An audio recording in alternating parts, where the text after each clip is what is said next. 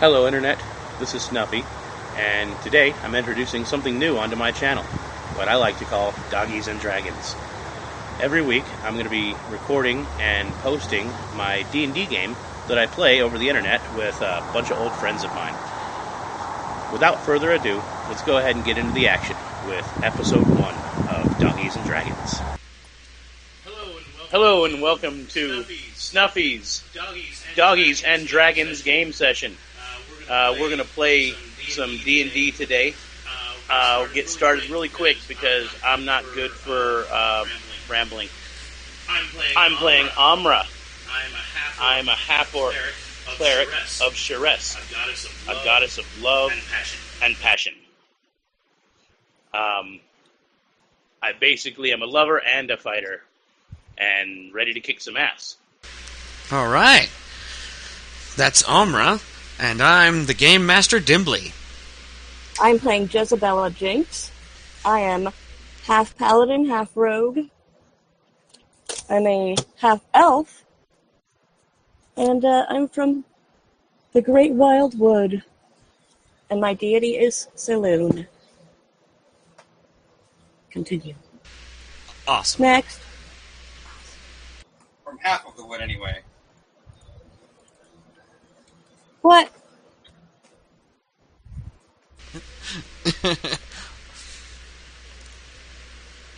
Okay, and we also have Myron.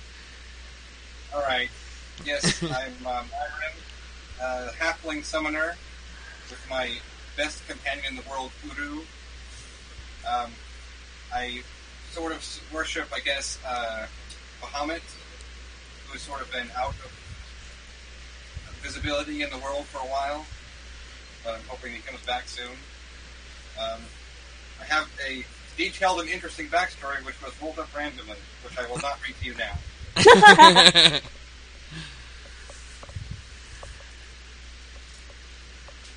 Alright, nice to meet you, Myron. And Bragi. Hi, I'm Bragi.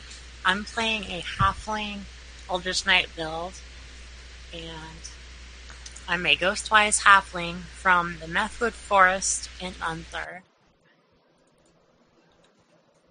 And I have a Raven familiar named Moonin, and I also have a pet pony named Sleipnir. Nice to meet you. Alright. And together you are the adventurers in Aglarond, I guess? Yep.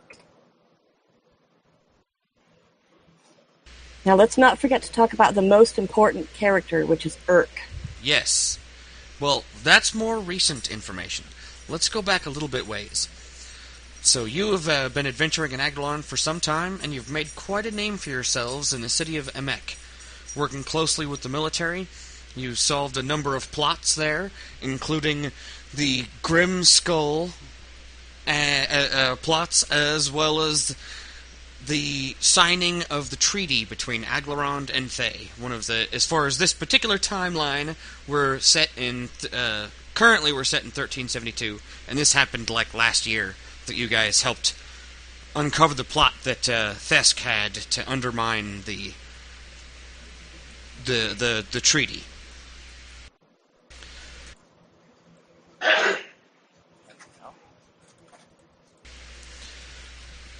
And then, after some time with Amra building his temple and the rest of you, I'm not sure what else you guys were doing during that time frame, but after a few months of downtime and you guys lapping in the rewards and benefits of being heroes, you were once again called to adventure.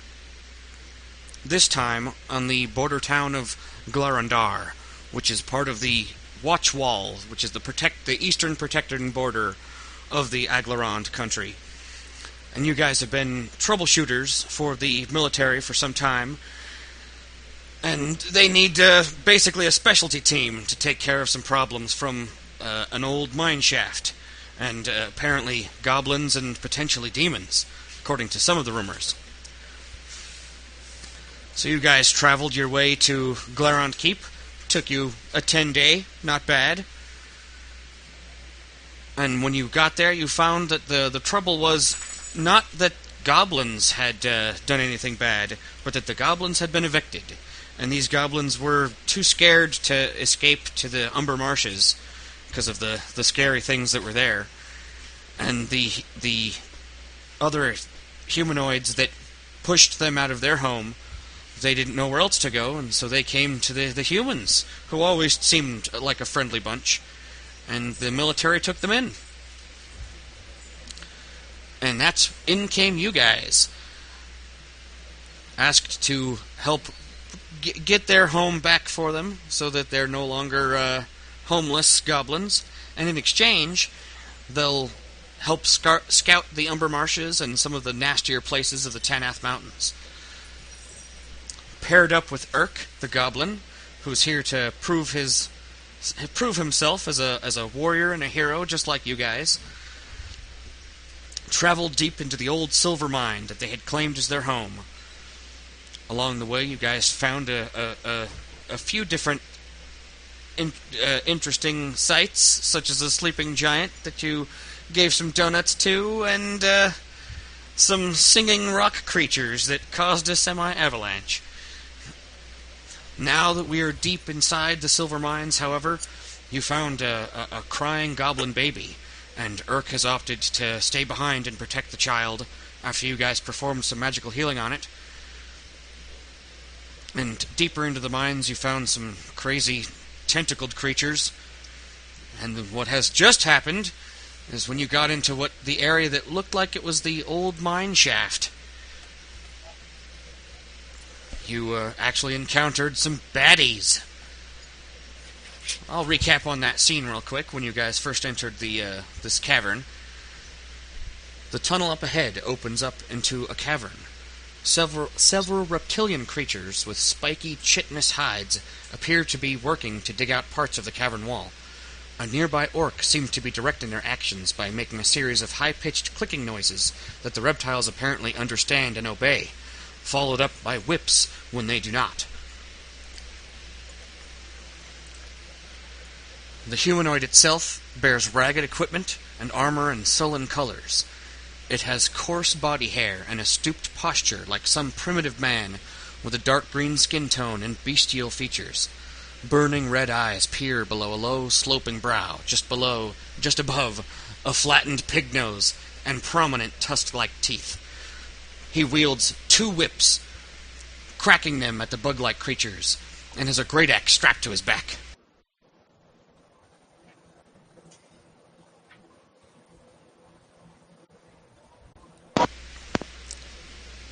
So he's an orc.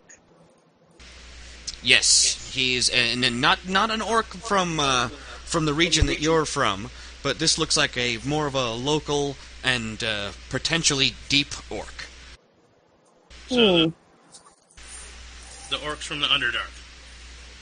Right, from the local Underdark.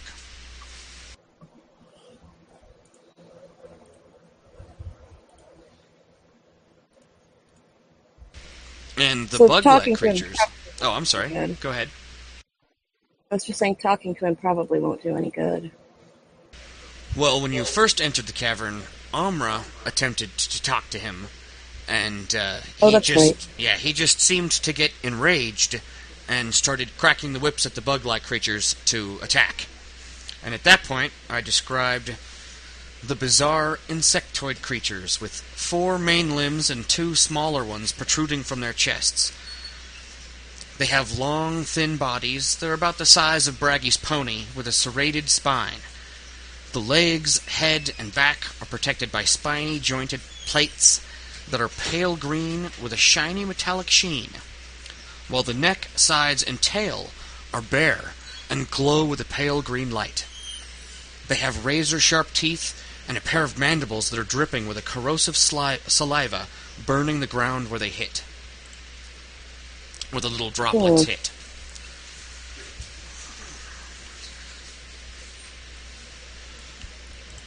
And Amra actually does speak Orcish, so even though he seemed very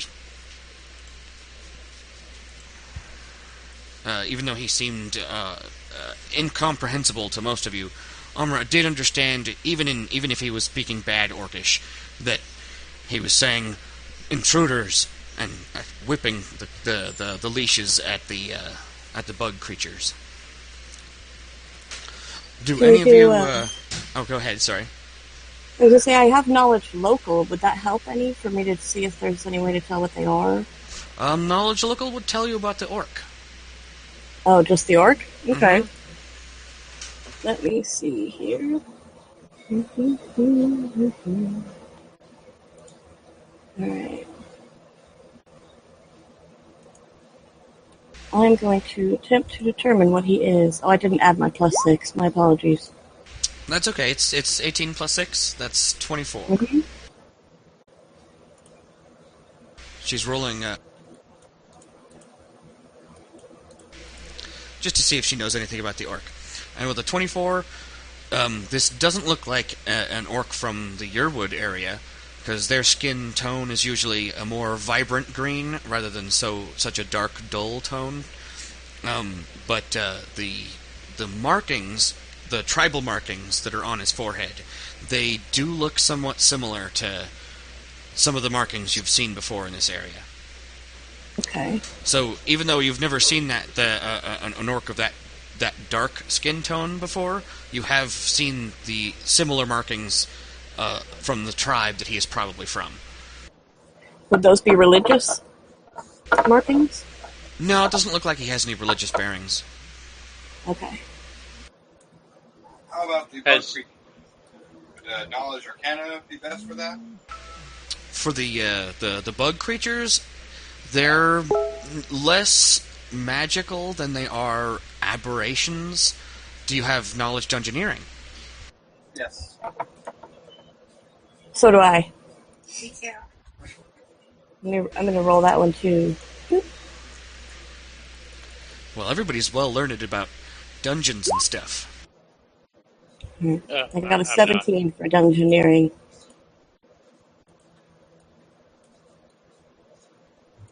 No, I'm great at traveling the world, but I've never really been beneath it. So it's your first time? Don't worry, we'll be gentle. Oh, thank you. As a worshiper of Sharess, I'm always open to new experiences.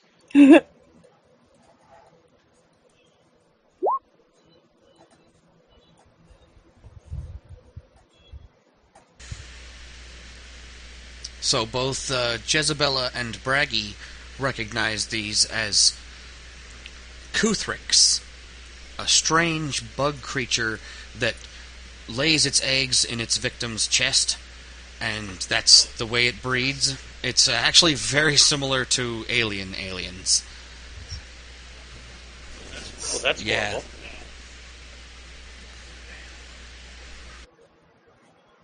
Okay. Doesn't just noting it down. Doesn't look like these are in their breeding phase. And when you first entered the room, it looked like the Beastmaster was using them to dig for him. Well, at least So we're glad they're not horny? Yes. Let's be thankful and praise our various gods. They're not in the mood to get her done.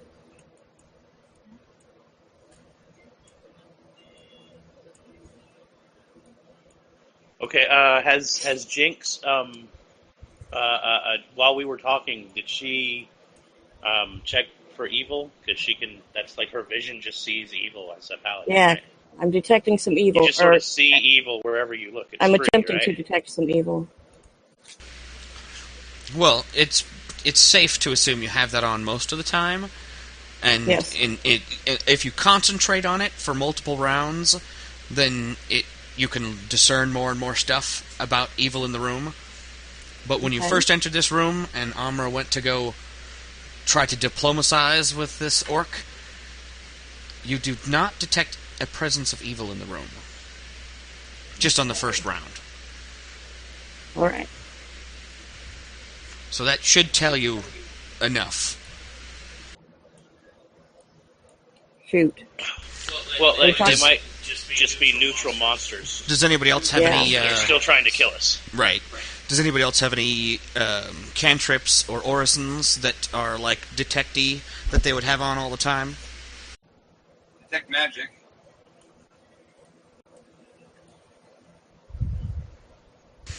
Well, you do pretty consistently detect magic all the time, just because your party is all laden with magic items. But you do not detect the presence of new magic. So this is just some a-hole digging around for shit in somebody else's house. Do I detect old magic? Ah, Oh, I just realized I also have detect poison as a level 0. yeah, are they Orison. digging for something specific here? It looks like they're digging for something specific. Hmm. Does anybody have knowledge, architecture, and engineering? Yeah. Yes.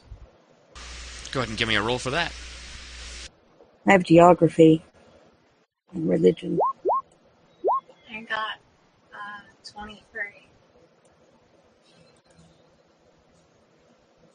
23.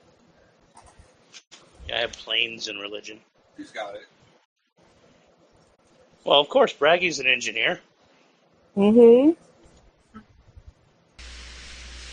Oh yeah, with that roll, well, not only can you tell that it looks like they are digging for something specific, and it looks like they've dug big crevices out. Big crevices out of this chunk and this chunk. I don't know if the little rings are showing up. Yeah, there we go. Whatever it is that they've dug out of here, they've dragged along through the east side corridor, which you can't quite see what's down there yet. But there's definitely something down in that direction. I'm sorry, that's west. That's the western corridor. That's I know my directions, I swear. All right. Well, we're basically about to start combat. This guy just sick his alien bugs on us. Yeah, the next step is initiative. Can I move? Okay, yeah. Well, okay. let's get anything else. So you can detect magic, evil, poison. Was there anything else that was up before we really start things? Remember from last week, I had cast a protection from evil on Jynx, but if there's no evil, that's useless. But I was trying to prep. If someone just happens to be evil, it would still technically protect them a little bit. But the only way you would detect that is if they were in some fashion supernatural, or if they were just a powerful person. Like, a 20th level fighter is going to radiate whatever his alignment is, just because he's such a powerful person. But if they're not channeling some sort of divine energy, or have some sort of supernatural source, they generally don't radiate their alignment. I've got some auras here, aura of courage and aura of good and Oh yeah, divine you're a beacon of holy goodness and the light of Selune. I don't know if any of that will help anybody else, though. Doesn't the courage affect all of us? I believe so. I just like the idea that picturing you radiating divine holy goodness as you hunch down in a corner picking a lock. Hey, that lock was bad.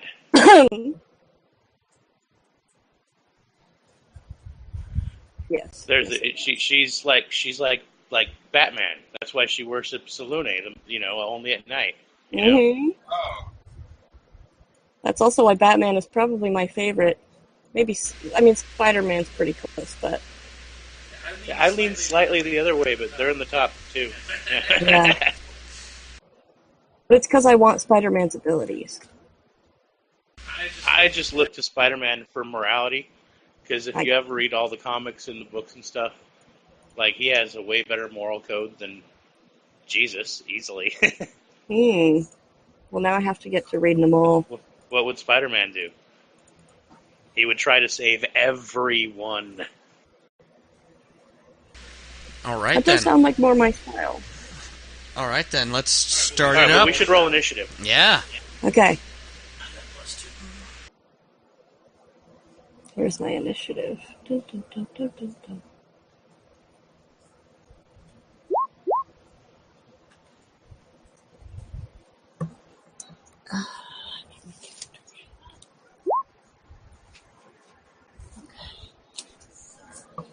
Well, there I wasted my 20 for the night. Hey, going first is not bad.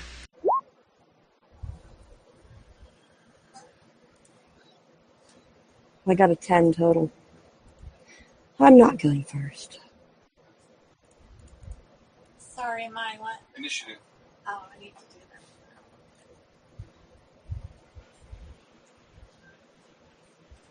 that. I still think Amra's going to end up going first, so we can still start there. What? Nice! You were wrong. It's 119, not bad. Yeah, I forgot the plus. Alright. Minus the plus to minus. Alright, let's do this. Round 1. It goes to Amra. We have battle music. Well, It's not in our I think budget. it'll play. We can try. I'll see if it goes through. Dun, dun, dun, dun, dun, dun, dun, dun, dun, dun, dun. There you go. Da-na-na. Da-na-na. We need.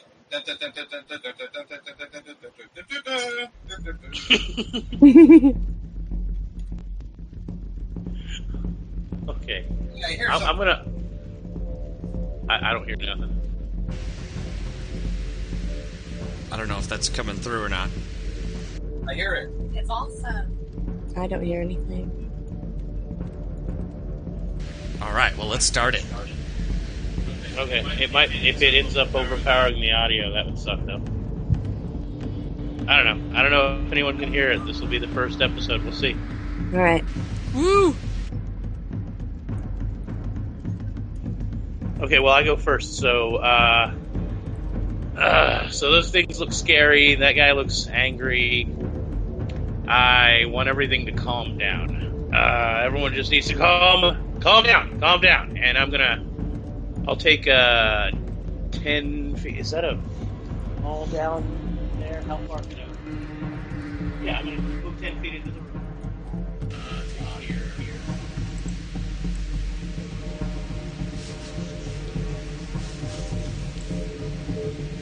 There we go. Okay. All right. Are they And I'm going to moving? go ahead cast Calm Emotions, centered right in the middle of those guys. I think I can hit all of them. It's a 20-foot radius.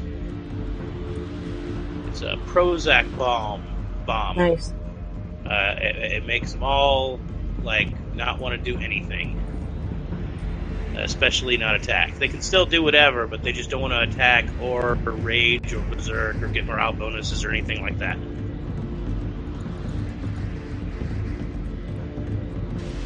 Oh yeah, no problem. That would that would easily affect all of them.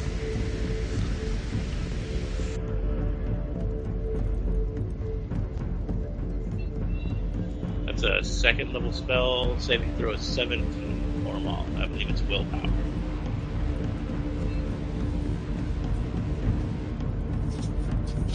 It's 17.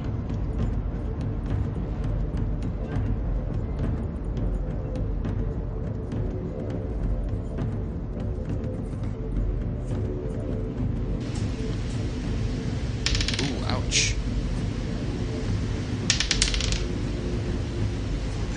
Okay. All three of the bugs all sort of start to ignore you and start to look around. One of them sits down, one of them lays down, and one of them starts twirling in place, looking for a more comfortable spot. They all seem like they're ready to just chill and calm down. Whereas the orc, he goes cross-eyed for a second. Starts to think happy thoughts, and then starts to get mad again when he sees you guys. seems like he's breaking through your essentially a Prozac bomb. And seeing the effect it has on the bugs probably pisses him off even more. Yeah, probably. He went to his happy place, and his happy place is like skinning kittens. So. Alright, that was Amra. Let's go to Bragi.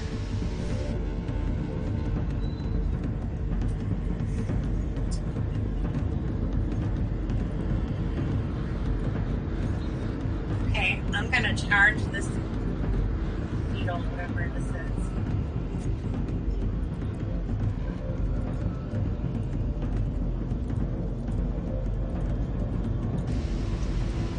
Alright, the mine shaft rubble's not actually in your way.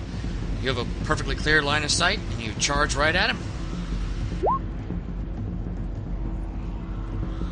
Okay, has a 16 hit? A 16 does hit.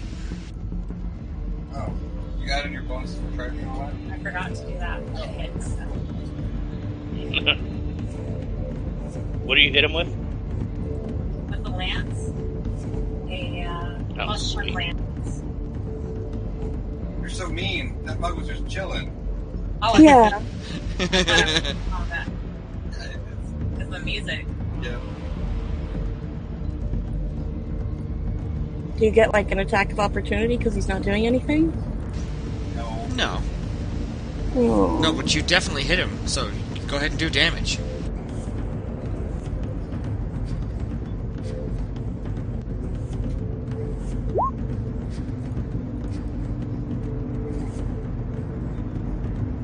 Okay, spirited charge. Damn. That was 3 damage. Not bad.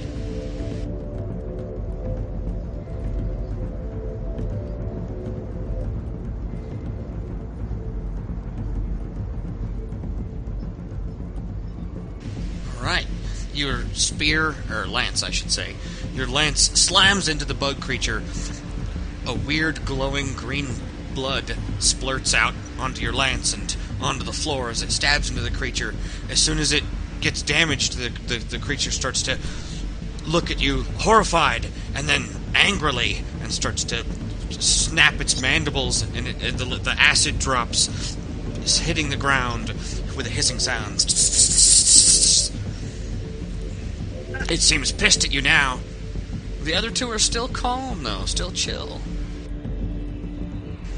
Alright. Oh yeah, I should have told everyone what I was doing, but I didn't. That was Bragi. Myron.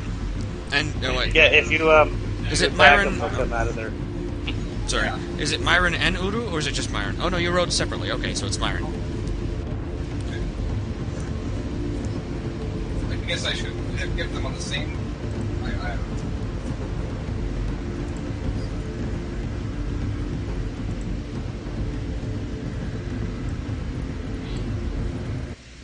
Uru is out like all the time. You summon him, and he's like technically a pet, but he's also really smart, and he's there pretty much, like 16 hours of every day. So we consider him a party member.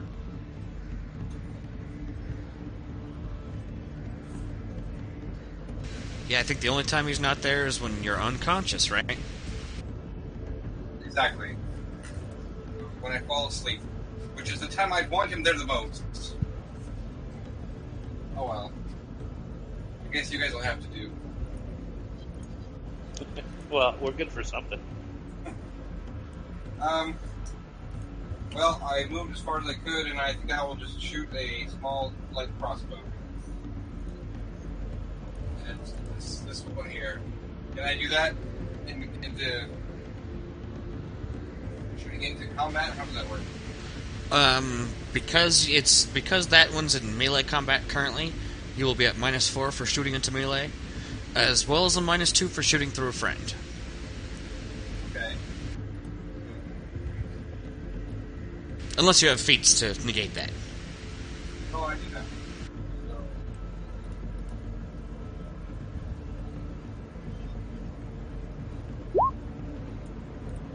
Oh, alright. Well, that hits. Oh wait, let's figure it out, because it's still -6. So, 15? I already reduced the, I took the -6 off already. Oh, okay, perfect. Then that totally hits then.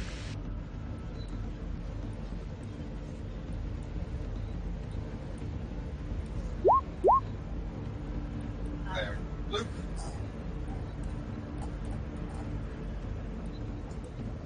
Is it light crossbow? Good shot. Small light crossbow. 1920s critical threat range. Oh yeah. I forgot about that. Oh yeah, you're right. So do I roll to confirm? Yes. Roll a confirmation, because regardless, you'll still have done the 4 damage. Alright. 12 would not hit. Alright. Oh. That's fine. 4 damage. That's okay, yeah. Still hit. Still totally a hit. Alright, that was, Myron. The middle bug creature. It starts to bite at the wooden plank that looks like the old mineshaft rail system had been made of. Just mindlessly gnawing at it. Doesn't seem to give a care in the world. That was on 12. On 11 is Uru. Okay.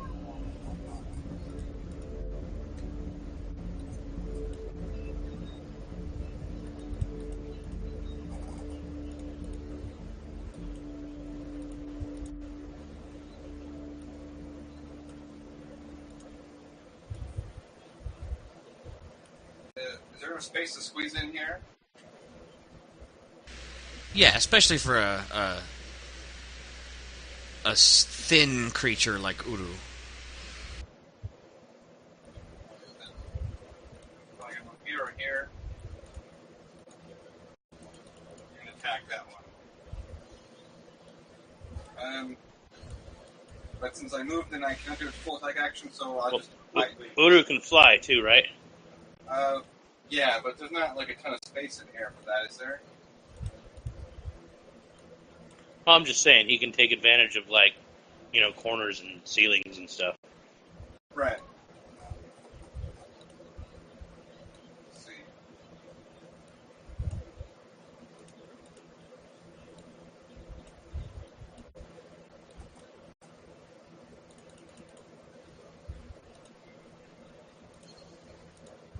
Is he flanking there? No, that's not quite flanking.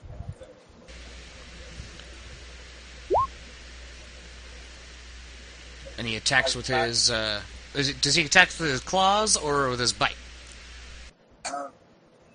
Bite attack to start with. Bite attack. And, does he have that the pounce ability, that's right? Yeah, he has, claws, pounce, magic attacks, and wings. So he could pounce with this attack, but only if he makes an athletics check. Really? That's how that works? It's basically a tumble, since the creature technically has threat in the first square that you're in, so you just need to tumble. Okay. Or you can attack on this That's acrobatics, right? Acrobatics, I'm sorry, yes. Alright. Alright, that's also okay. Fantastic. So, what does it pounce do again? I should probably have this written down. Well, to do a full attack on a charge, right? Is that right?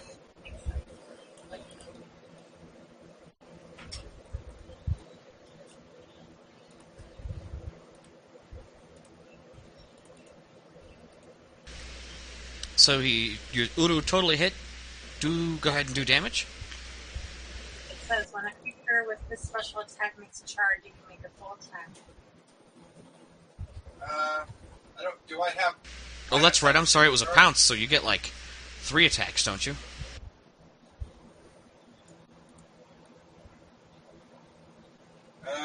Yeah. Bite and 2 claws. What did he? Well, okay. Did he charge? Well, I didn't specify that, so... Oh, I'm sorry. I wasn't actually paying enough attention. I think I think Uru had to move around a corner as well, so he wouldn't have been able to charge. But he had plenty of move there, though. Alright, that's fine. So anyway, I attack with a bite. That's fine.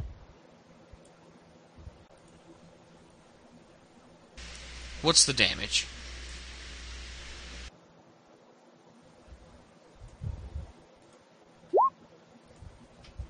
Max damage. Nice.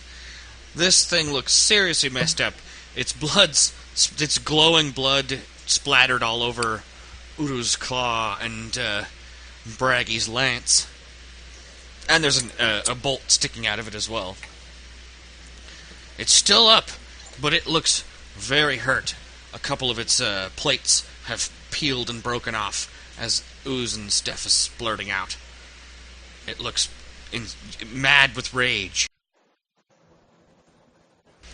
And that brings us to its turn, finally. Yeah! Alright, now it's going to tear somebody up. Aw, I'm last. Technically, I have a couple things that go after you go, but yes, it goes slightly before you. Okay. Alright. It's going to go for Uru.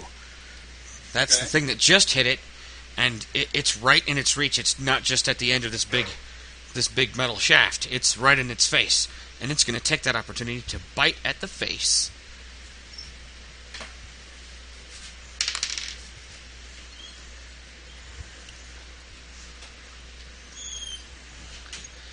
That's 14 to hit with the bite.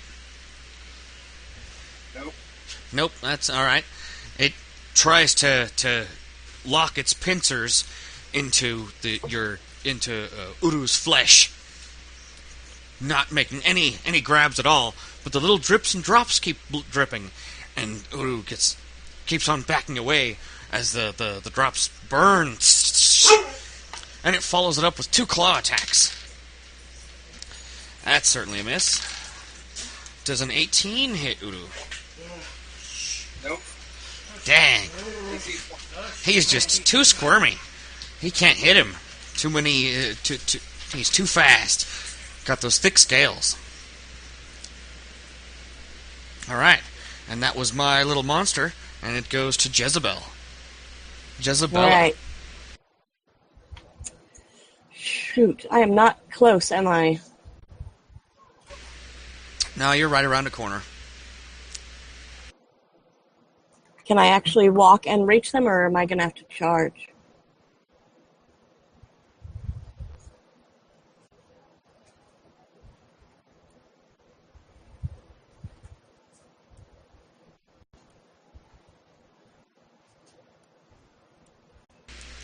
You could get one more square to right there, and still be able to reach that one that's been being pounded on. Okay, I'm going for it. Alright. I'm using my Breath of Flame. Let's hope this works. Son of a bitch. Scoop back by 1 square. Does a 24 hit? Oh yeah, that's a hit. Okay. 21 damage. You bring your massive two-handed greatsword bursting with fire down on this creature that has been stabbed and bolted and bitten, and you bring it down right through its chitinous hide and crunch through its plates and cut it in half.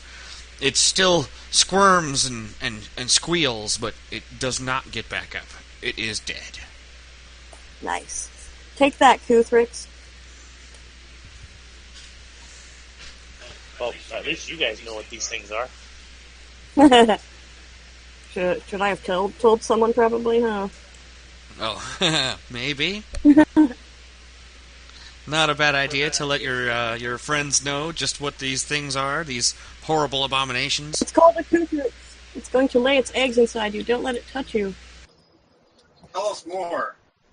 That's all I remember. You know, I could have lived without knowing that. Actually, let's move on. I'm sorry I said anything.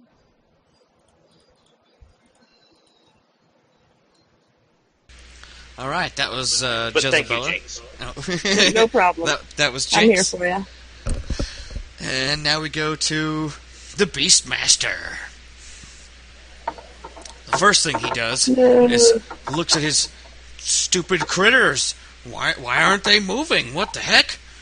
And he gives a growl, and he whips one at each of the bugs, whipping them back into a frenzy. Both of them go from a calm state to a very agitated state, pissed off at him, and then they realize that he's giving them commands. And he points at you guys. And both the creatures seem to understand what he's clicking, and they both look at you and are ready to attack. The one of them has already used its turn, but the other one, the one in the furthest back, it has not. So it has still the chance to move. And it's going to try to charge.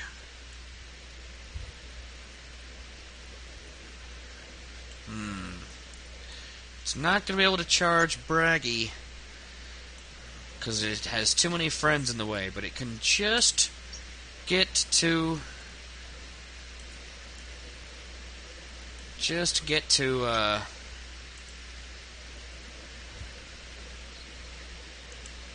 Uru. And it charges at Uru. It seems to also possess the pounce ability that Uru has, as it flies through the air with a leap, after closing the first 20 feet, and then leaping the last 10 feet through the air as it pounces with both claw attacks and its pincer. I dodge. Fuck. Does a 24 hit? I miss dodging. Alright, so it hits you with one of its claws. Its bite and its other claw it uses more just to gain leverage, as its third claw finds a spot between two scales, and it finds meat and does 4 damage. Scary. No. For 5th level adventurers, that's a lot of damage.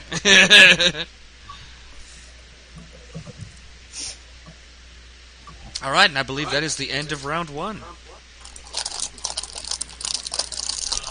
So, remind me, Myron, does Uru heal like regular people heal, or do you have to heal him specially? I think he can be healed by normal positive energy. I'm not sure. I'm going to double check.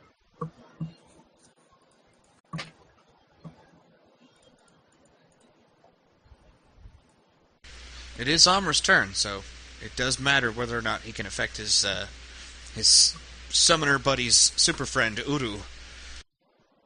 He only took 4 damage. He's fine. Oh, what? I thought he took a lot. No. I made it sound scary, but no, it was just 4 damage. Well, you can see I wasn't paying attention.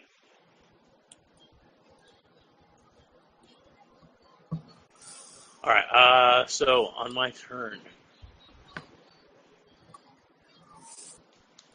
Alright, well, I still am most worried about that deep orc. Because I'm an orc. I'm a half-orc, at least. And I know how powerful I am.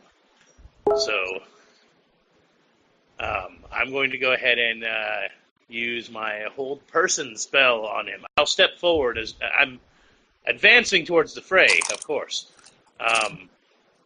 I'll move up right behind Bragi. And I'll cast Hold Person on the deep orc. Okay. Once again, it's a level 2 spell, so that's a DC 17 for him to resist it, Dimbly. Alright.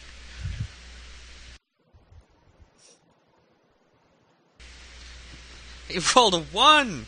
Oh!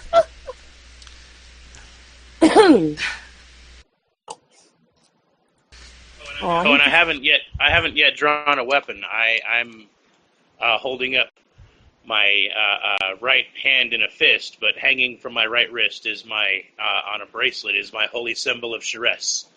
And Nice. I'm brandishing my holy symbol at him as I cast my spells, as I am a divine focus of a deity that actually interacts with us mortals. You are graced with her great magic blessing. I love her. She's a goddess of love, so that's step one. We can feel the love. Deep inside of us. And the whole person, like the orc, he's held still, but he's held still by like a feather embrace, like 100 well-trained courtesans holding him softly. So he just wanted to be held. Aww. Well, he does seem to be held fast, and even paralyzed, as both his whips drop to the ground, as he seems to be struggling against it. He goes cross-eyed again and starts to froth at the mouth. You seem to have enraged him, but he is still held fast.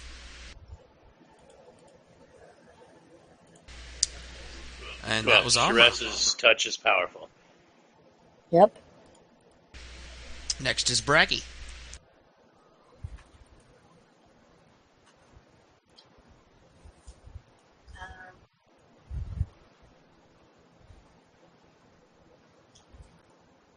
I'm going to attack, and I have a reach weapon actually. Oh yeah, you're with your lance.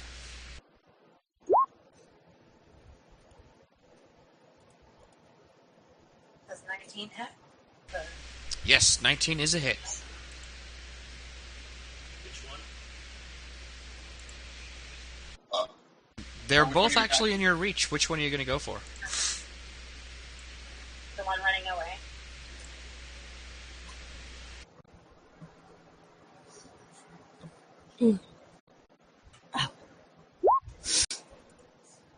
Wait, which one?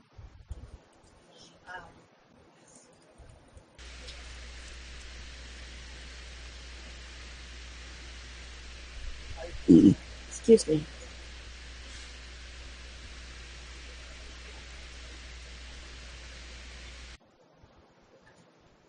Oh, sorry. 9 damage. Nice.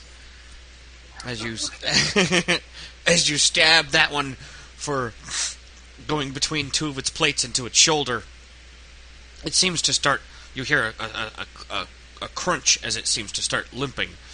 Now it seems to be very angry with you. All eyes on you. But it is now Myron's turn. Actually, Bragi, you still have a move. Okay. Do you want to move? Sure.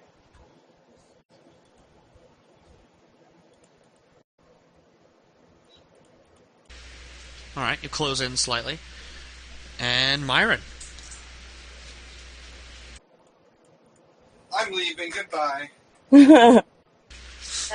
Udu's got this. Look, these things are horrible. It would be the common sense thing to do. I will just move slightly. And attack this guy. Can you see my distance measurement thing? Yeah.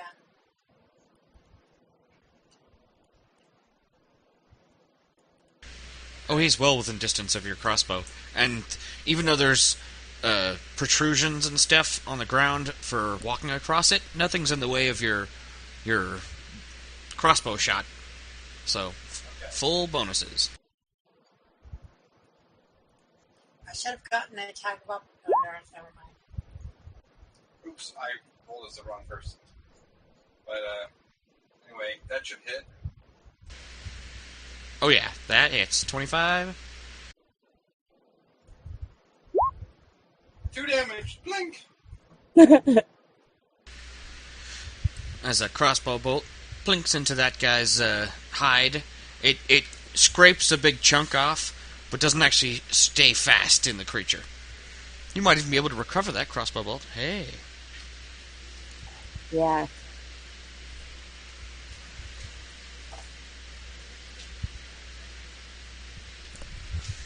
Alright, that was Myron. Now we go to the northern one, the northern Kuthric.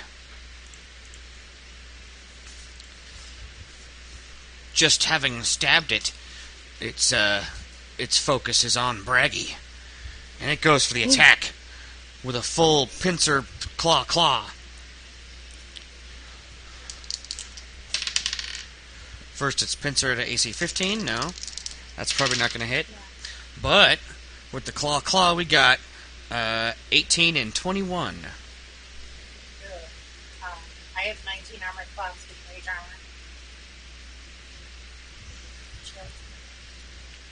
But one of them got you, though. Yeah. Alright.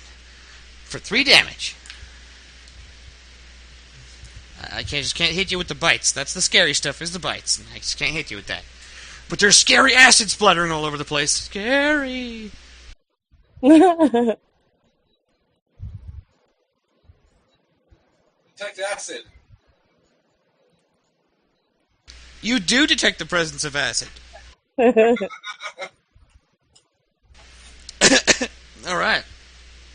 It is Uru's turn. What? You said Uru? Uru. Okay. Uru. Can I move around this guy without provoking an AO? You can take a 5-foot step without provoking an AO. Or you can tumble without provoking an AO. Let me try to tumble.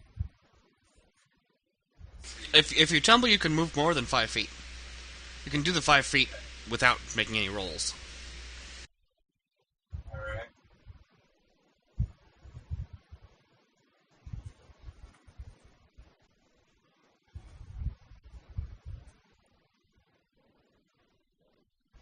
Alright, there's my acrobatics. Oh, you way beat my CMD. So, you can, without trying to move, I think actually with that kind of roll you can move up to half your speed score wherever you want. As long as it's not through him. Nope, I just went around to the back so I could flank. Oh yeah, no problem. You're too fast for him. He tries to take a swipe at you, but your tumble score is way too good. Can't touch this. Alright, so now's my flanking attack. Well, that way hits. Does he have power attack or anything? No. No, oh well. That's just plus 10 is normal attack, plus 2 for flanking, right? Yep. Alright. So, but I moved, so I'm just going to do a bite attack, I think. Oh, that was just a bite. And you way hit, so go ahead and do damage. There we go. Ooh, is there blood acid? No, but it does glow like a predator blood. Hmm. Well, now we can see all the, fluoride and dentite in Oru's mouth.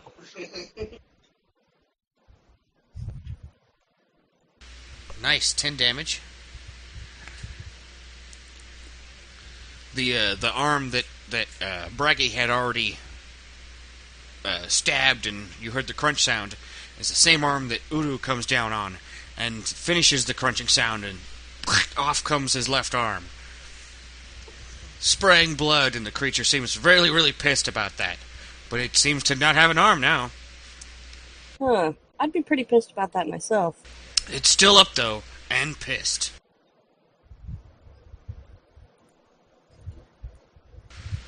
Next is Jezebella. Go Jynx. Alright. So, that one's being taken down, right? I'm gonna go for the other one. Which one? This one here, right? Alright. Game Master. Is this the right one? Go for the we'll call it the Eastern Kuthric. Yes, I'm going for the Eastern Kuthric. Breath of Flame is ready to go. I'm coming at him. Alright, hang on. Oops. Ooh, explain what Breath of Flame is real quick. Breath of Flame. It's a great sword. It does fire damage. That's all I know about it. It's also +1.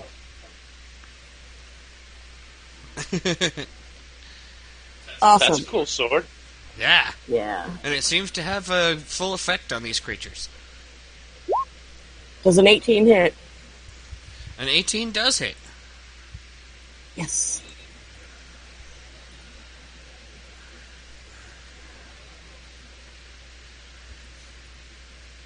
$21 damage. Dang! Fuck yeah. And you'd do even more if you could flank with him. Oh! You did 2d8. You did 3d8. It's 2d6 from the great sword, an extra d6 of fire damage, and then the +8. Yes, that's correct. You rolled the wrong thing, though.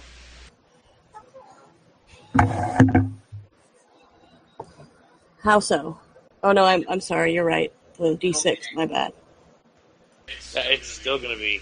Yeah, it's still going to be awesome. Here we go. 19. All right, again. That's only 2 damage less. That's not bad.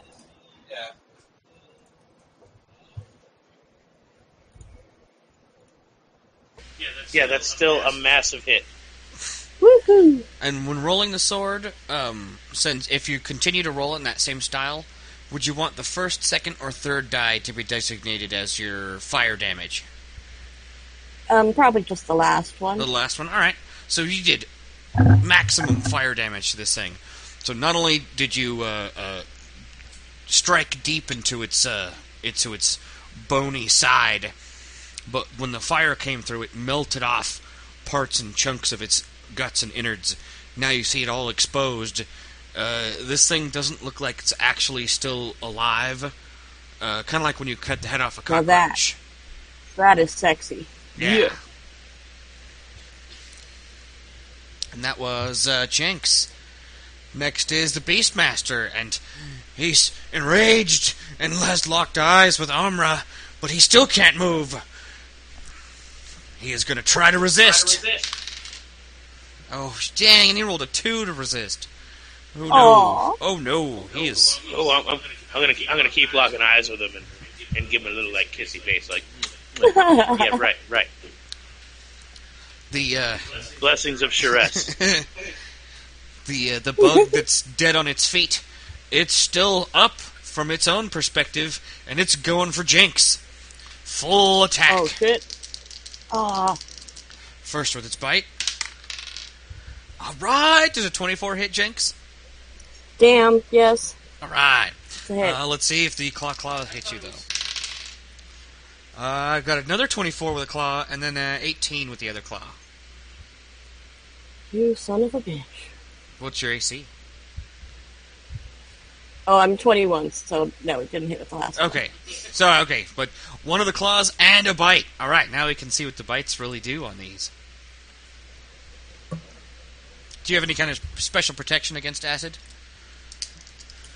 Yes, I have a magical Jessica doesn't want to die.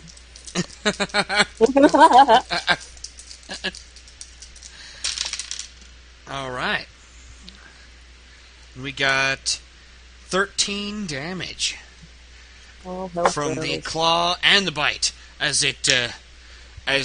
both of its claws come down on you, one of them catches your metal armor, and the other finds its way into your rib cage. When you cringe from pain, your neck is exposed slightly, and it gets its pincers right in between the two crevices, and you can feel the acid burning down your neck and chest. What was the damage on that? 13 damage total. Do you have, like, DR or damage resistance or energy resistance or anything? I don't think you do. Off the No, top I of my don't. head. Alright. I mean, I have lots of resistance, but nothing that specific.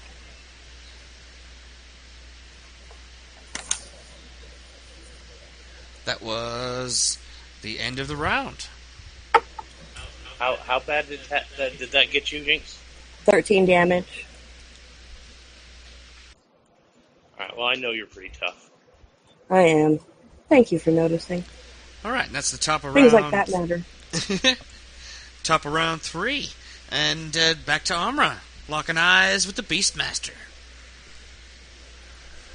Yeah, he's safely held, in my opinion. He obviously is too weak-willed to resist my powerful magic, or at least that of my goddess. Right. Let me hold on. I'm gonna check my character sheet for a second.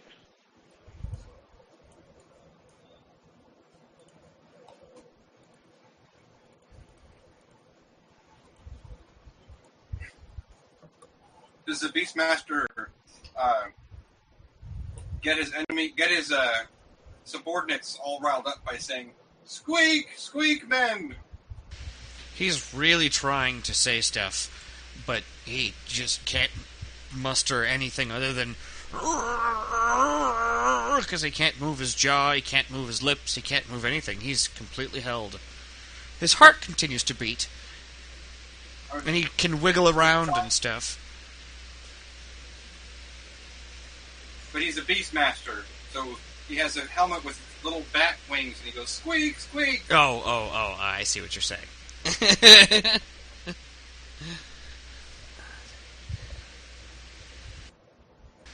Beastmaster was awesome. I loved the, what were those? Raccoons? No. Ferrets. Ferrets. Yeah.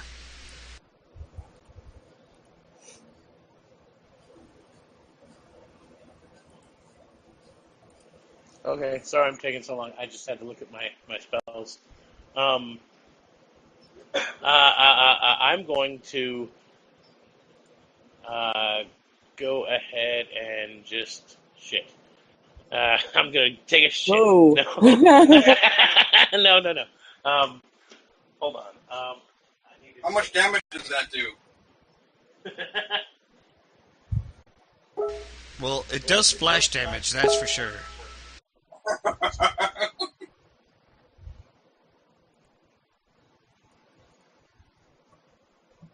Well, I was trying to find if I had that tumble acrobatic skill you guys are using, but I don't.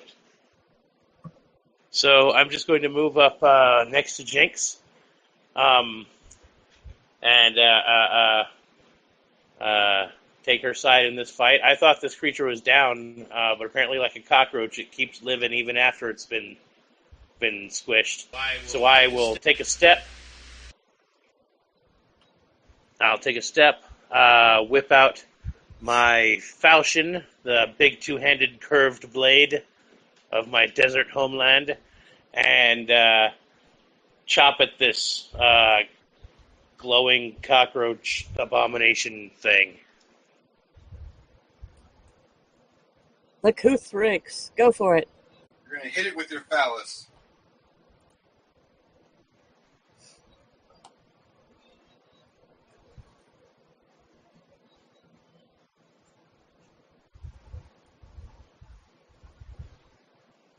So yeah, okay, I got +7 to hit.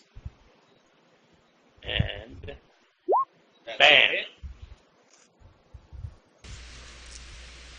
Alright, and I do 2d4 plus 7 damage.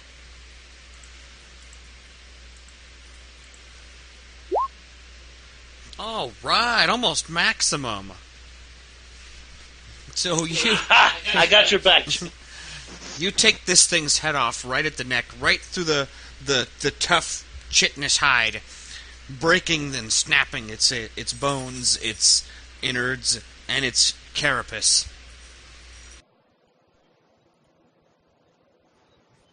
Ew. Not the carapace.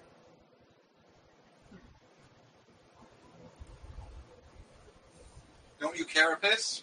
Yeah, actually, No, all of didn't- your swords do I emit don't carapace. like Did a you see the candle. picture I posted? Yes, I see.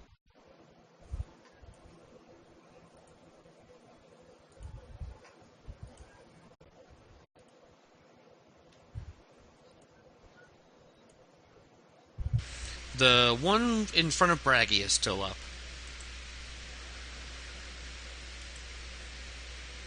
Or, I'm sorry, it's... it's the one that's in between Uru and Bragi.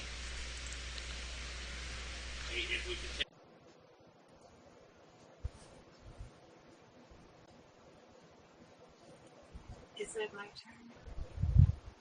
Whose turn is it? Let's see, that was Amra's turn. Next is Bragi's turn.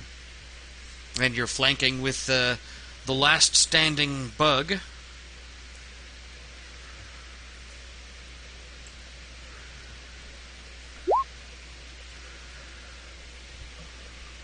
Holy shit, it teleported. No. Its body just faded away. There are no after effects of a battle. There's no bloody corpses afterwards. Oh, except for all the bloody corpses, of course. Did a bag appear in its wake, and treasure just magically appears in it? Bling, bling, bling. 21 was to hit. That more than hits the creature, especially with the flank. And 8 damage. Your lance finds a spot between 2 plates, and you poke at its belly, and it pops almost like a zit, and green goop splatters all over the nearby pole. The part of the old mining installation that was here. It looks like it's not very sturdy. This whole area does not look very safe. With its guts splattered, though, it seems to turn its focus... Well, it was still already focusing on you because you had stabbed it so much. But it's still looking at you hungrily, wanting to sink its pincers into your flesh. Acid dripping, wanting to know what you taste like, even though its belly has already been popped and turned to goop. Get in my belly, which is over there on the ground. That was Braggy. Actually, you still have a move action if you want to do something else.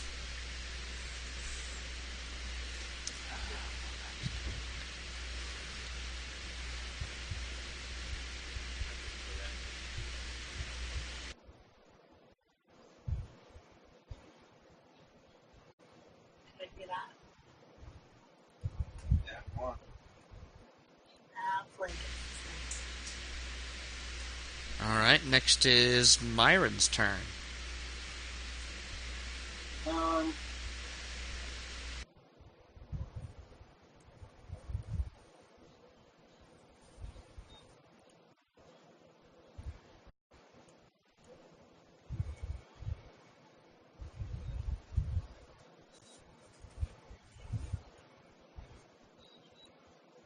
I will shoot at this guy.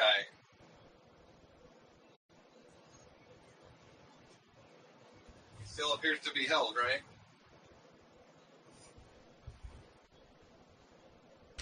Oh yeah, he's not able to move at all.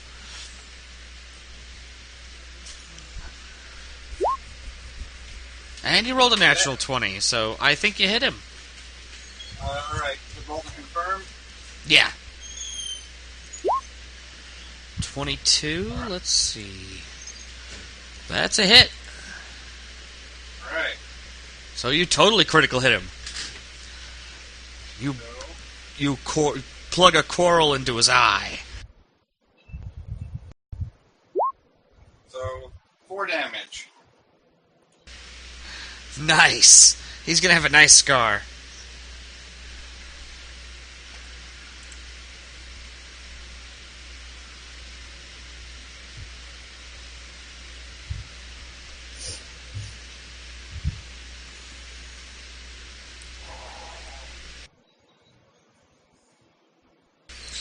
Already frothing at the mouth. His whole face starts to turn red. Veins start to pop along his skull and his face and his arms as well as he tries his hardest to try to resist the thing. Well, it's not his turn yet, but once it is, he'll try really hard to resist it.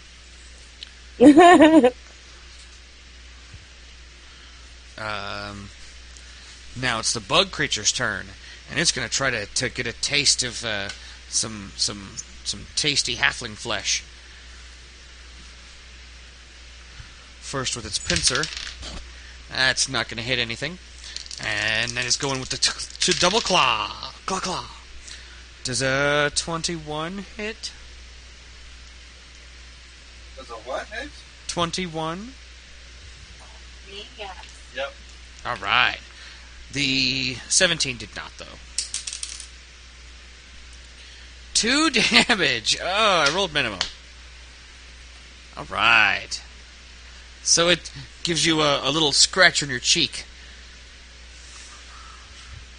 Only making you look cooler. Yeah.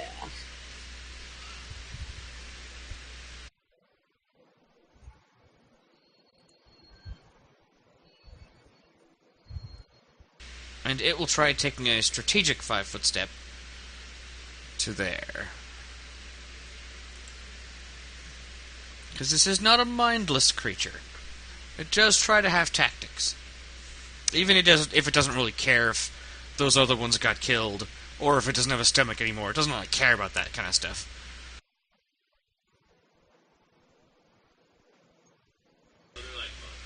Yeah, they're pretty buggy, yeah. And now it is Uru's turn.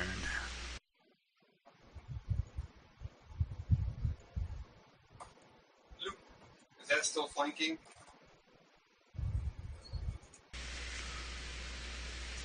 At that, it would not quite be flanking. If he did the acrobatic check again, he could flank, though. Alright, let me try that.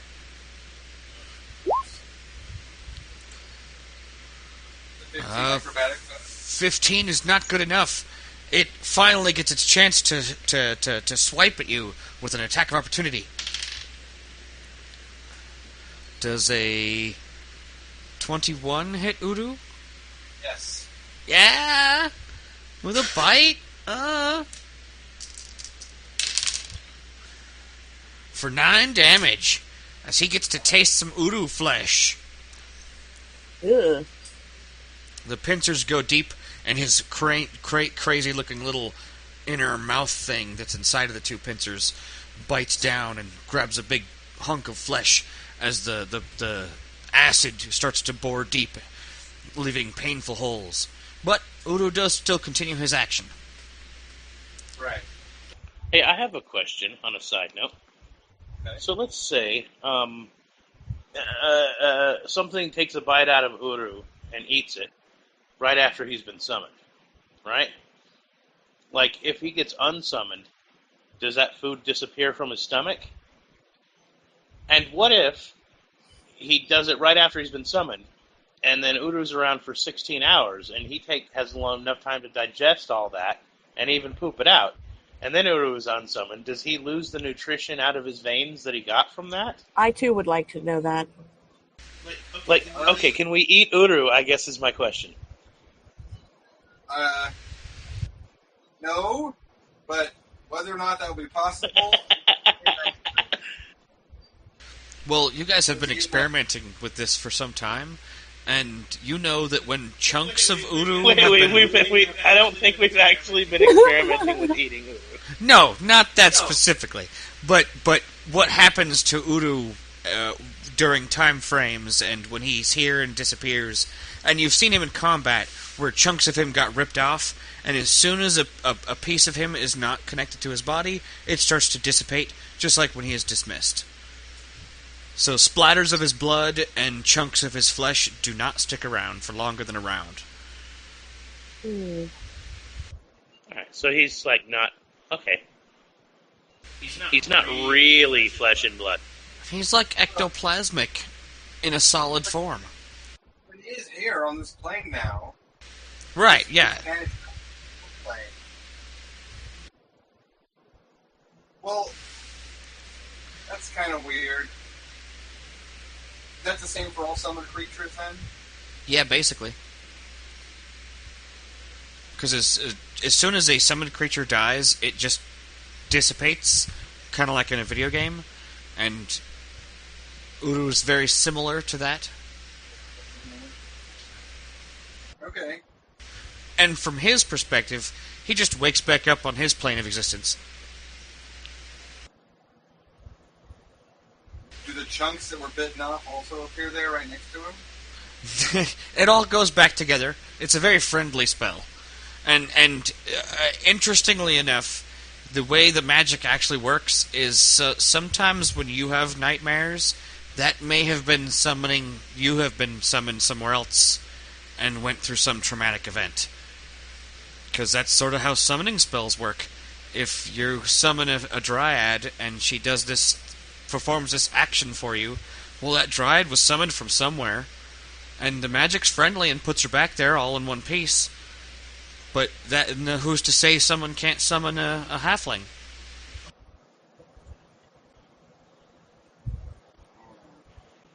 Well, that's pretty creepy.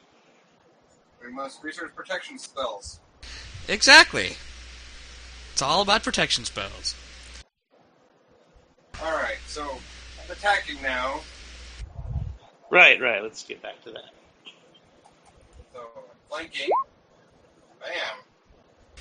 Oh yeah, that way hits.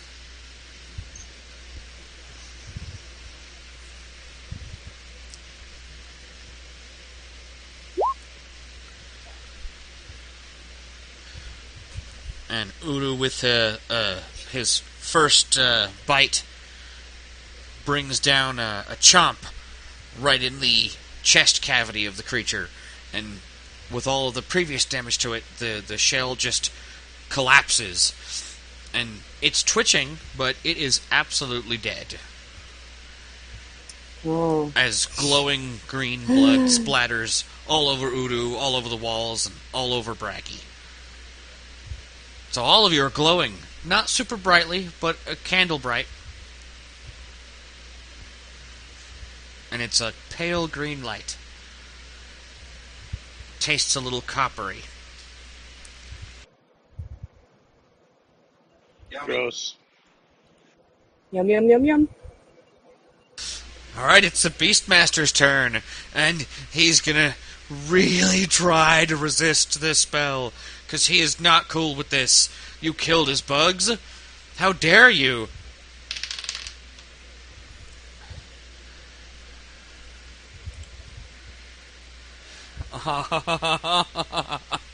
In 16 modified. Missed it by 1. Yes. So he's bites his own lip, and you start to see blood coming out of his mouth, and it looks like he's almost got it. He starts to move a foot, starts to move a hand, and then you feel the power of Sharess continuing through you as you brandish her holy symbol, and he cannot move. He is bound. How long has it been? It only lasts 5 rounds, I think. This is the 3rd time he's made his save, so this is technically the second round. Because the first time was when you first cast it. Alright, do we want to keep this guy alive? We could question him. You do might be worth speak Orc. trying. You better bind him with more than the caress of Saret. Caress of Saret. Blah, blah, blah. Yeah. Caress. Caress of Sharess. Well, does anyone got rope? Yes, I do indeed. Whose turn is it? Let's see, that was the Beastmaster's turn at the end of round 3. Round 4 is back to Amra. I have silk rope, if you need it.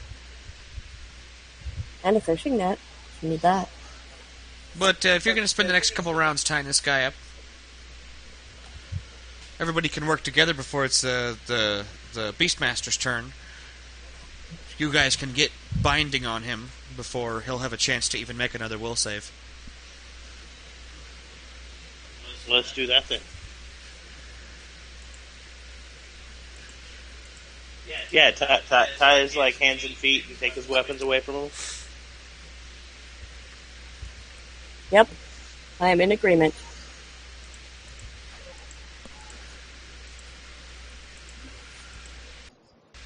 Alright, you tie his hands and feet and bind him.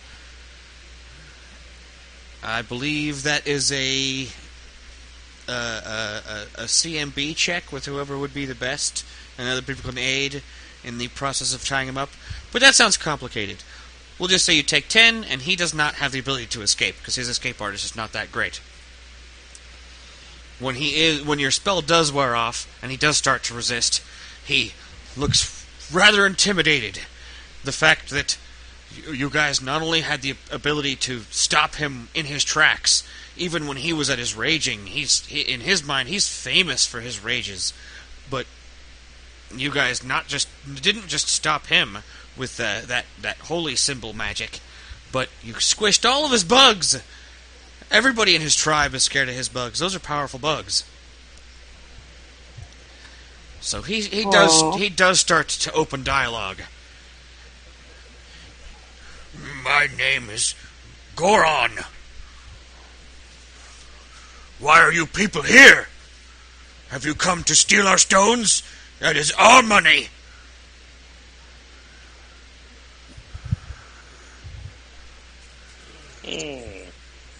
I'll translate for everyone. Okay.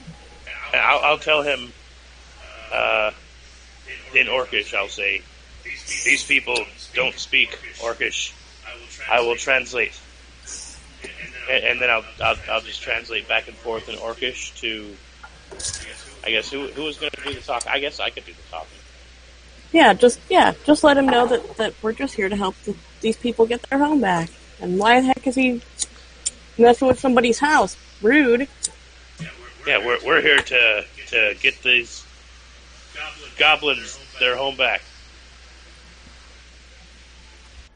And you appeared to act rude and evil by attacking them.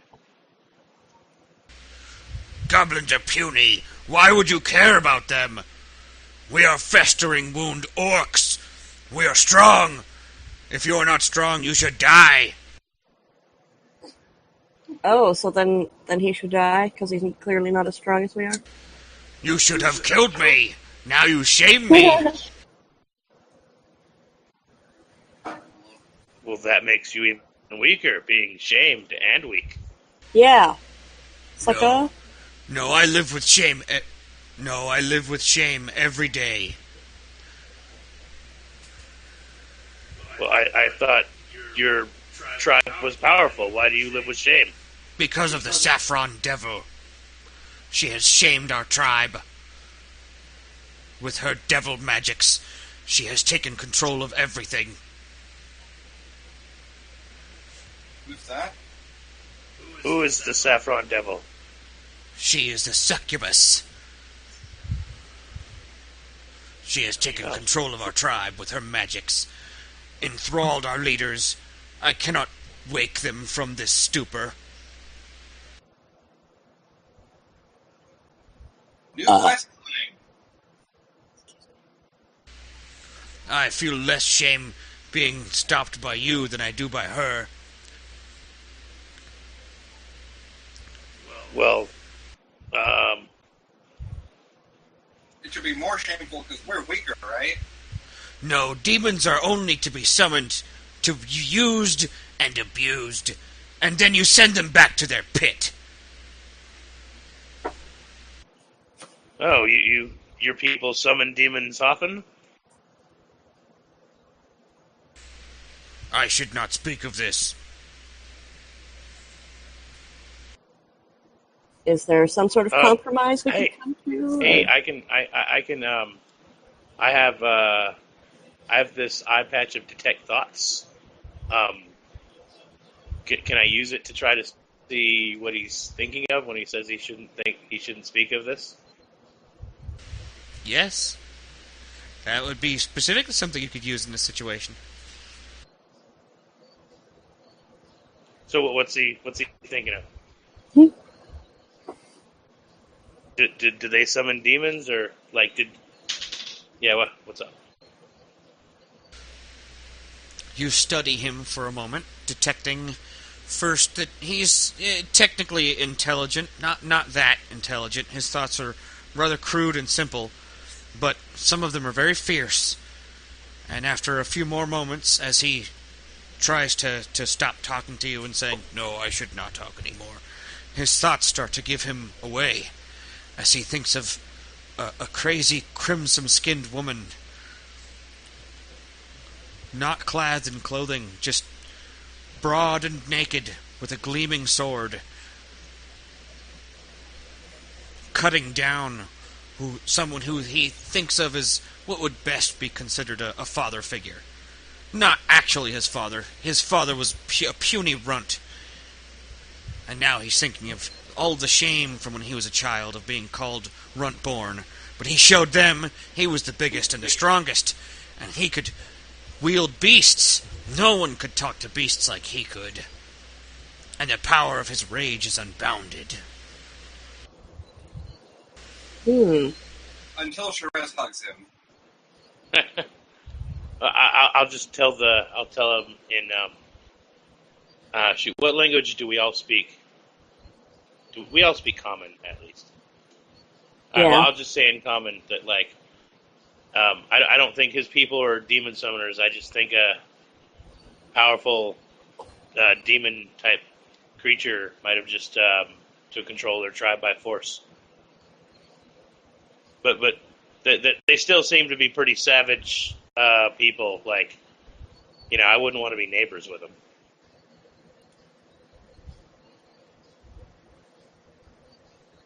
I don't feel good, cutting his throat or anything, though.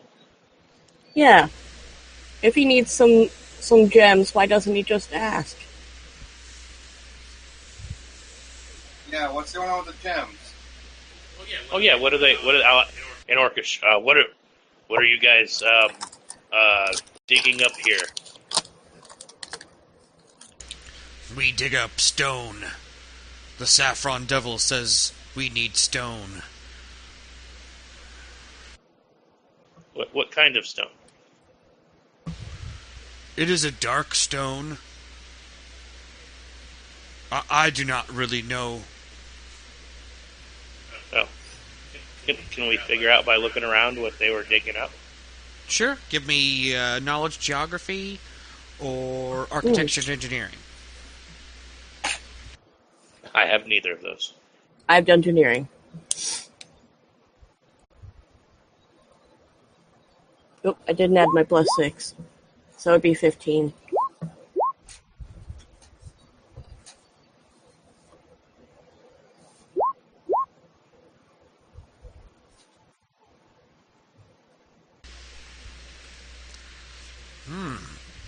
Bragi notices that some of these crumbly pieces here and there, those are the dark stones that may have been fabled to be used as menhir stones throughout the Yerwood long, long ago. Does anybody have knowledge local? Yes.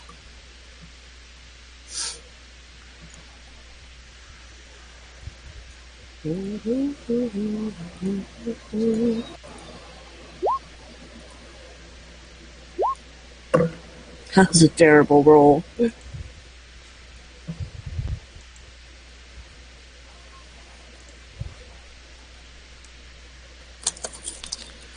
According to children's fables, there were star elves long ago, and they built great portals to other worlds and to other parts of Faerun. As far as the fable is concerned, it was these dark granite-like stone that they would use to make these portals out of. So it's some sort of religious or magic stone, basically. It's used for building magic-y stuff. It doesn't actually detect as magic itself, but it would probably be very good as a magical substance to use in things, like constructs or certain alchemical items. Oh, well, shoot. Why was this mine ever shut down? Those goblins should be rich at this point. Yeah. Alright, well, I don't feel comfortable just killing this guy, but I don't know what to do with him. And also, well, we should ask him. If we wanted to, if we got rid of that demon succubus that's ruled your tribe, would your people, like, go, like, away from here and wouldn't want to come back to the surface?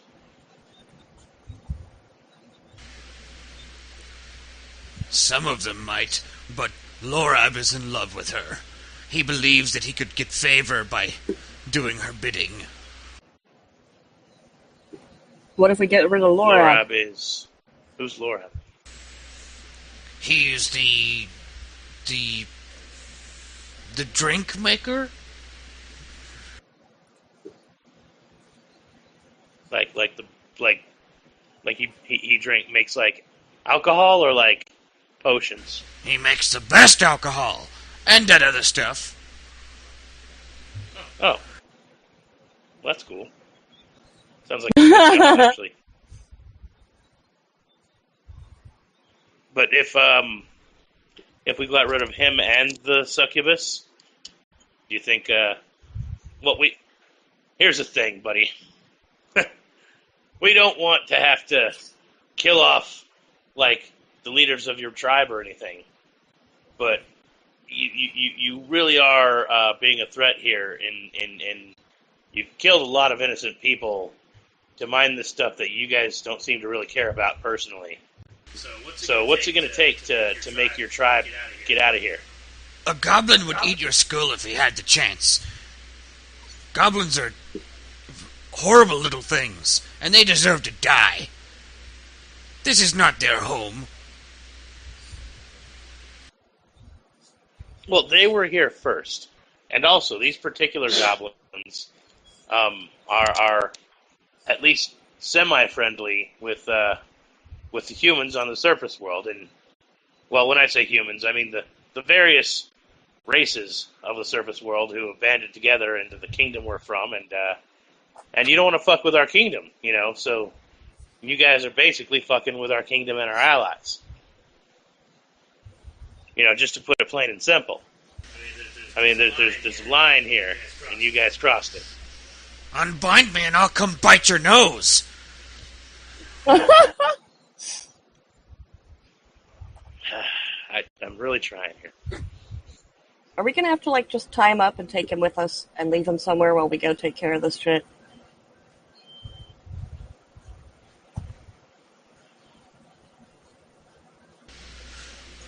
My clan is going to kill you all! Hey! Hey! He starts yelling as loud as he can. Oh, shit.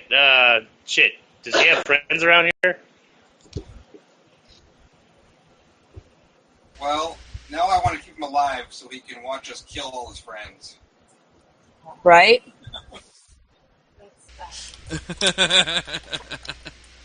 Well, I only think that for a minute. Alright, well, I tried good cop. I guess, By the light of saloon. Or by the night of saloon, something like that. I smite thee. No, I'm kidding. Well, he's just going to keep on screaming until he's a horse in the mouth. Nothing else seems to be happening. Do you want to try to gag him or anything? Knock him out. Hey, I'm pretty sure that he doesn't have any friends nearby.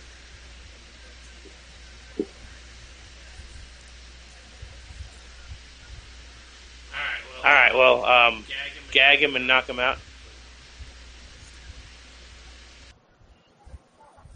Like, we don't have, like, slavery or anything, but, we could always, put him in jail. Fuck, I don't know what to do with prisoners of war. No, that's the appropriate thing to do. It's fairly standard in Aglarond that when you as long as it's an intelligent creature of some kind, it doesn't really matter what kind of creature it is, especially in this world of magic like this. So any kind of, hostile intelligent creature, or whether it's a brigand or sneak thief or whatever else, you would take it to the local constabulary or sheriff or whatever it would be. Right, Well, but if we I leave think him that's behind with Urk will probably kill him. I think we should just take him back to town, and we will have solved the problem. And he gave us some information. I don't think we solved the problem. His whole tribe is still, like, down below. Yeah, but now we know that they're there and what they're there for, so we've got the upper hand. They don't know we're there. We need to finish exploring this cave. That's true.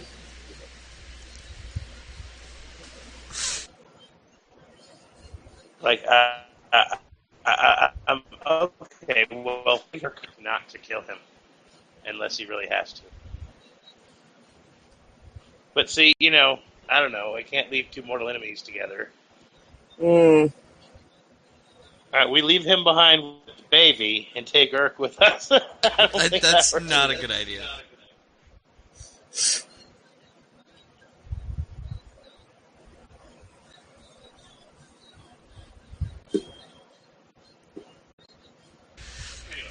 Okay.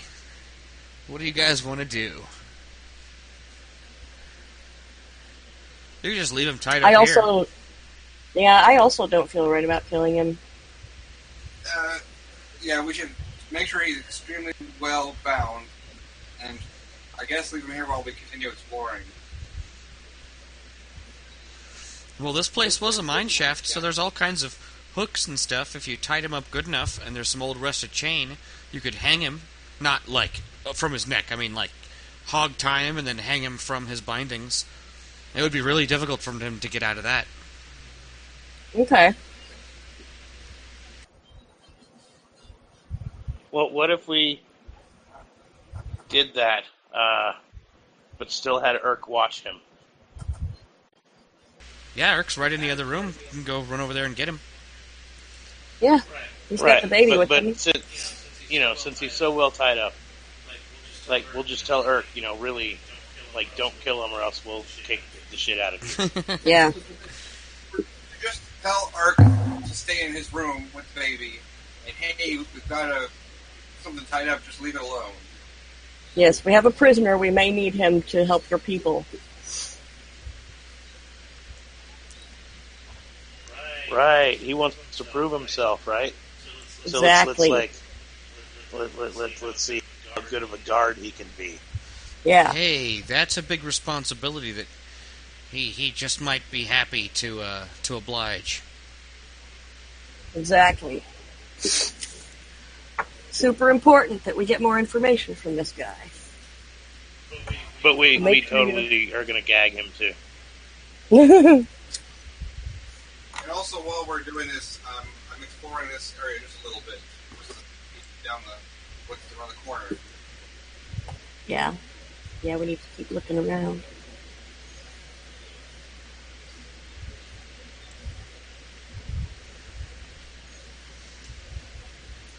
Exploring with Uru. Yes. Can I get a heal? Is anybody else hurt? Yeah, I can.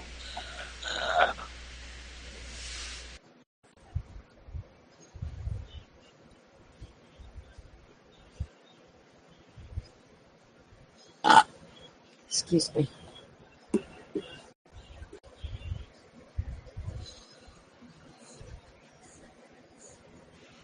All right. Actually, how many people are hurt?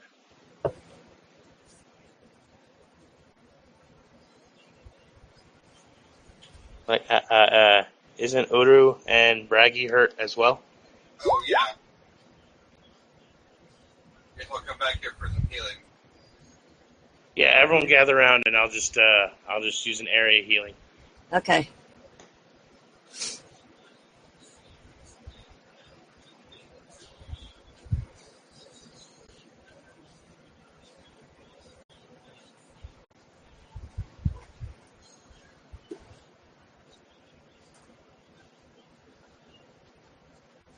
All right, so that's going to be 3d6.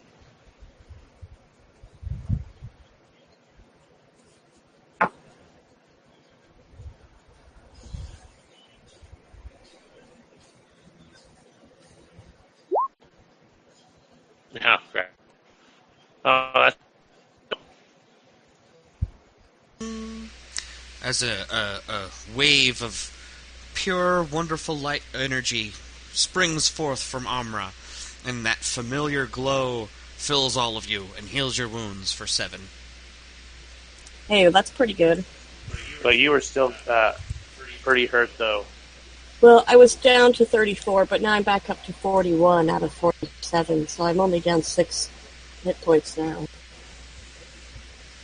All right. I mean, I don't know. Do you want another? If you got another, I will take it. All right, I'll go ahead and drop a first level personal healing on you. Okay. That'll be 1d6 plus 3 or 8 plus 5. I'm sorry, 1d8 plus 5. Oh, damn. Oh, I'm really good at healing individuals, I guess.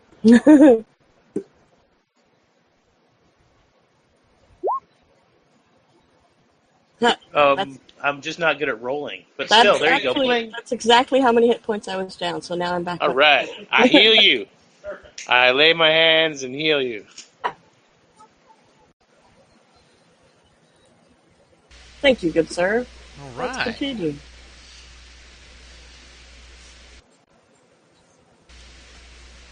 All right. You see a little bit further down the tunnel there with Uru. Looks like it continues off to the north. And does he have dark vision? Pardon? Does Uru have dark vision?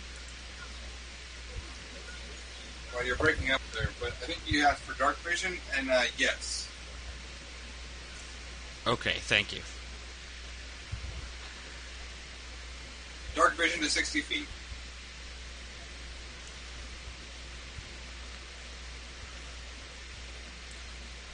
So it looks like the tunnel continues all the way on until it looks like it tapers off and goes off to the right and to the left.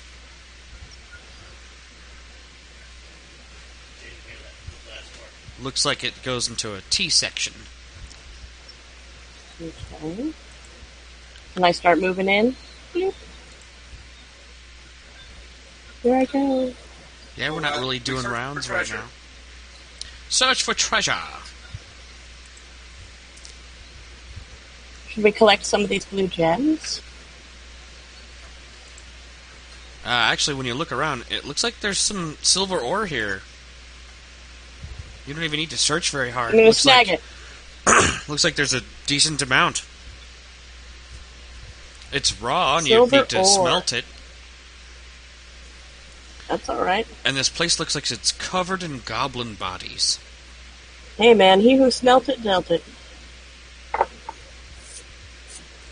Oh man. So they killed a lot of goblins. Looks like there's about 12.5 goblin bodies. Many of them have already been chewed and chomped on to the point to there's just some bones left. But it looks like there may have been more, because these things have acid, so they may have already eaten some of the bodies whole. Because it looks like they eat the flesh first and then gnaw on the bones for another day or two afterwards until they've consumed the entire thing. Alright, I just have a simple opinion that we should not loot Urk's friends' bodies while he's in the room. Just an opinion. Oh, and I was mistaken when it comes to the detect magic. You do detect the presence of magic that's different than your own.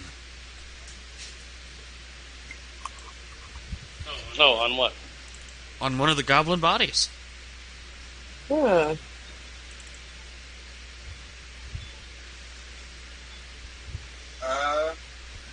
Alright, I slowly move towards the magic that I detect.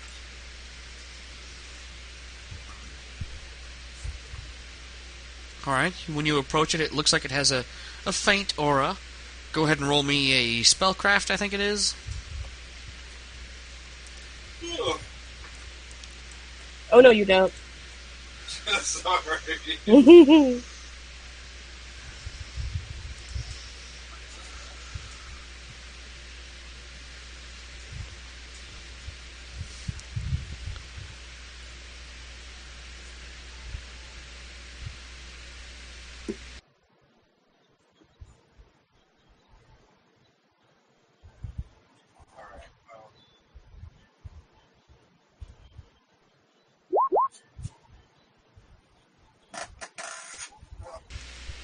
it's radiating some sort of protection magic, and it looks like there's a couple layers of protection magic on it. They're all faint.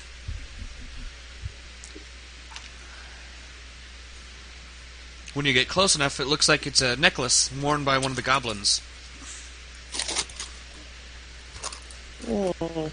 Perhaps we should ask Urk about it. Yeah. If Urk's still in the room, we should probably ask him. Yeah, he's there in the room with you. He looks at it. He inspects a little bit. I don't know. I've never seen this before. Would you like us to take it, Urk, and ask around about it? No, well, first we'd say, well, you recognize the owner of the necklace? Pointing to... That's the shaman! Oh, no. Uh-oh. Well, we don't want to accidentally have any bad magic on anyone, so we should probably wait and figure out what it is before we decide what to do with it. Well, but honestly, I would, yeah. If I would still it be in favor belonged, of giving it back to the goblins. Well, if it belonged to the shaman, then it was a good luck charm of some kind. It must be good, but I couldn't bear to wear this. You guys should take it. Aww. Wait, I have a thought. I don't know if anyone will agree with me. Maybe the good luck charm should go to the baby, because they were lucky they lived. Oh, that's a good point. Let me figure out what it is first. Okay. Okay. That just takes but I really like that. If it's actually something good. What does Urk think about that? Urk thinks that is a great idea.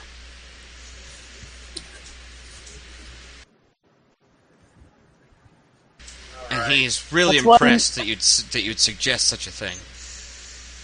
It's one lucky baby, dude. Well, if everybody else is eating. Let me figure out what it is first. If it's protection from goblinoids, like... Why would the shaman be wearing it?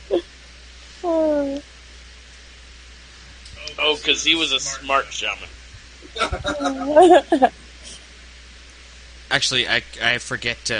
what's the process for identifying magic items in this?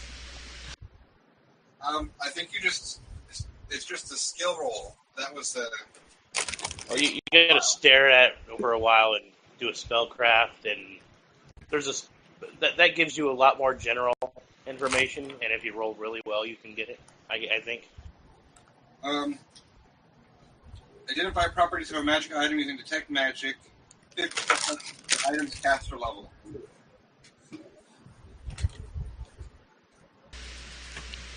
What is it determined by? Spellcraft DC. 15 plus the item's caster level. Oh, then you already beat it. So you examine and give it a few minutes to look at it on all sides, and it looks like it's made of several animal faces that are looking out from this totem with wide eyes.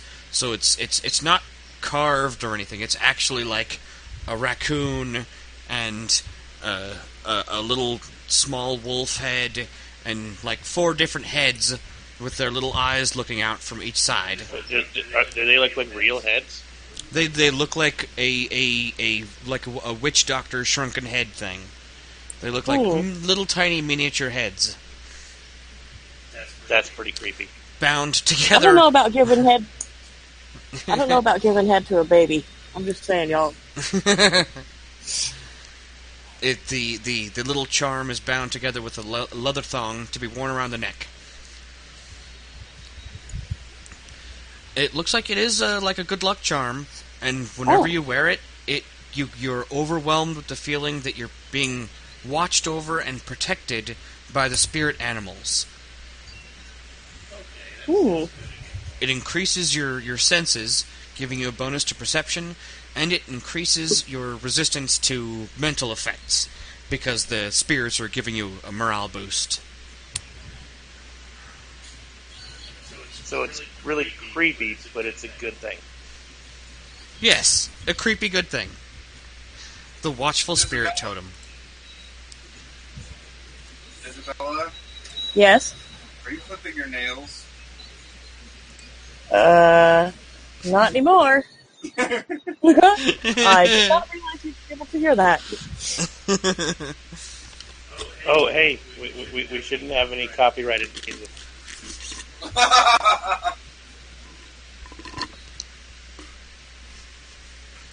So nobody must sing any Metallica. Oh. No, they will sue.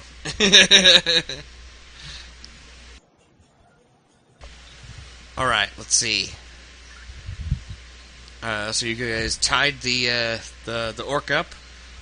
What are you going to do with the watchful spirit medallion? I still think it should go to the baby, but that's just an opinion. Alright. It's really useful. But no, I'm not gonna take stuff from these people's corpses right in front of them. That's just wrong. Yeah. Like maybe This is it's in the their other room, heritage. but You know, we're heroes. We're not looters. We might loot sometimes, but that doesn't define us. yeah. And you've got an entire temple, so Yeah, it's not like we're poor. Yeah, so yeah, let's totally give the creepy amulet to the little baby goblin. And maybe That goblin will have a good life. maybe we'd tell Urk that he should hang on to it for a while just as for safekeeping, since the baby can't really wear it yet. He'll take it as a whatchamacallit? Not an honor guard. That's the wrong term. As a bearer, like a warden. There we go. And yeah, and when the kid is old enough to get into trouble on his own, he'll give the necklace to him. okay. Okay.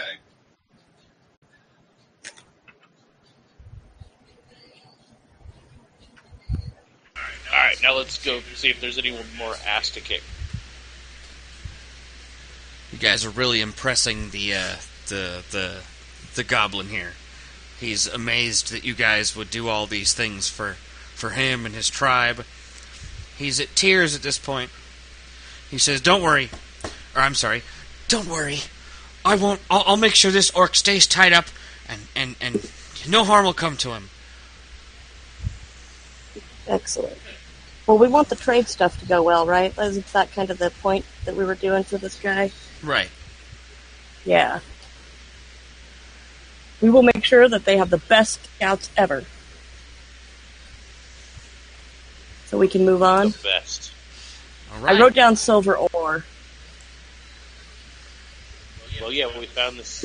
Yeah. Well, let's see what's down this hallway to the north. Yeah. It seems to split off into a T section, from what Uru can tell. So you guys start traipsing your way down.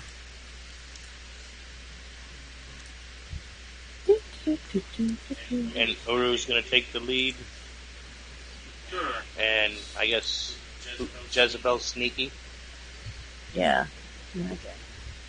And I'll go right in the... Okay, I'll go right after Myron. Okay. Well, I was going to go right in the middle, but you moved over there. Just go around him. Third, I'll go right in the middle.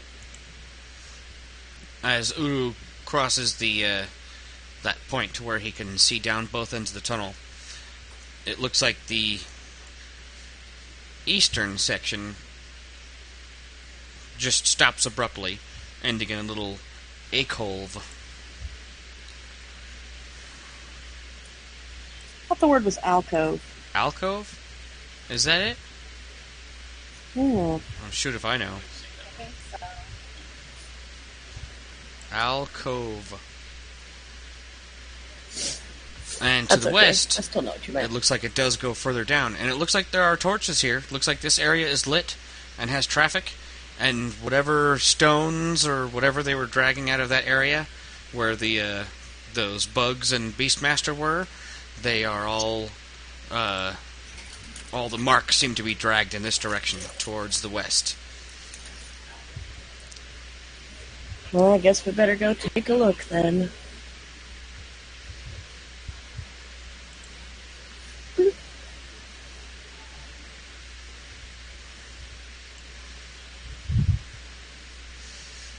As you get closer down this hallway, it looks like it opens up and reconnects with the hallway that you were down before.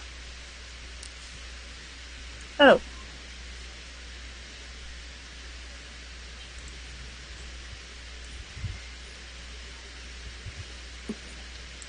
And continues going further west, and that is where the stone drag marks are leading as well. The what marks? The stone drag marks. It looks like they were digging stone out of the wall where the Beastmaster was, and were dragging it along this path to the west.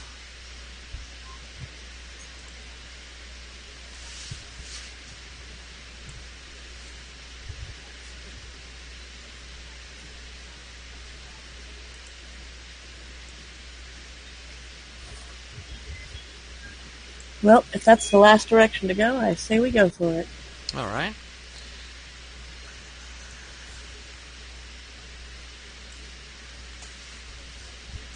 And this area opens up, and continuing going down the cavern. And it looks like this area is also well lit, and there's some sleeping bunks here.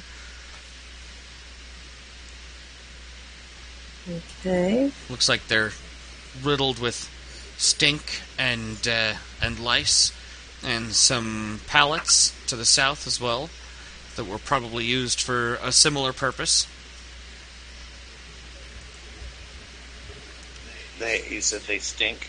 Oh yeah, pretty badly. Oops, I forgot to uncover this area here. Can we tell who slept here and how many people?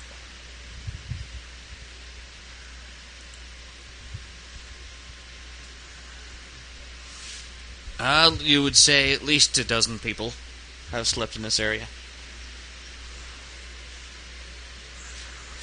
Were they goblins? No, the goblin sleeping area is to the south. That area was all smashed up and ruined. So how fresh is the sleeping area? Like, how recently has it been used? Hours. Let's see. Oh, shit. As you guys are going further down the tunnel, you see that the next one opens up into a little alcove. And there's a couple of sleeping bag marks in this area. It looks like maybe some of the people that are temporarily crashing here have stayed in this room as like an overflow. Or maybe people that liked it to be a little cooler, because this room is noticeably cooler than the other room, as there's a slight breeze coming from above you. Is there like an air vent or anything? Or yeah, some sort of natural crevice in the ceiling is blowing cool air down.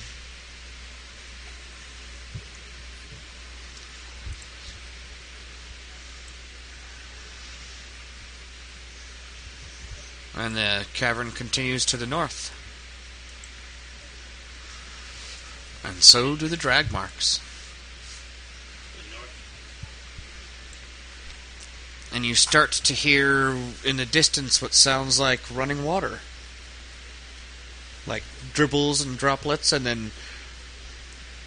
Your mic is chopping up. Oh, I'm sorry, am I choppy? Start over. We hear running water. It's you hear what sounds like running water ahead. The drip drop and the bloop blop. And bloop blop. Had to make sure you included the bloop blop, right?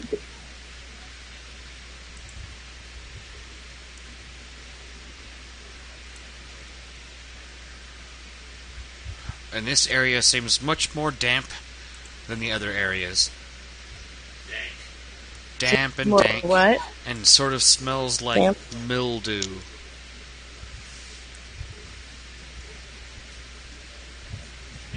Yeah, you're chopping up a little bit. But damp and dank and smells like mildew.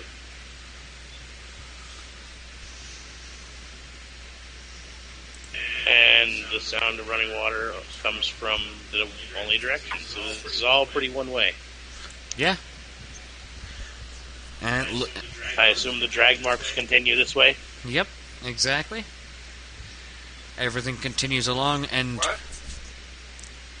the drag marks continue along this area. All the different directions that you guys have gone. This is the fairly one way, and it doesn't look like there's any manufacturing or mining equipment down here. It looks like that the old mining tracks and stuff, they ended back at the area with the Beastmaster.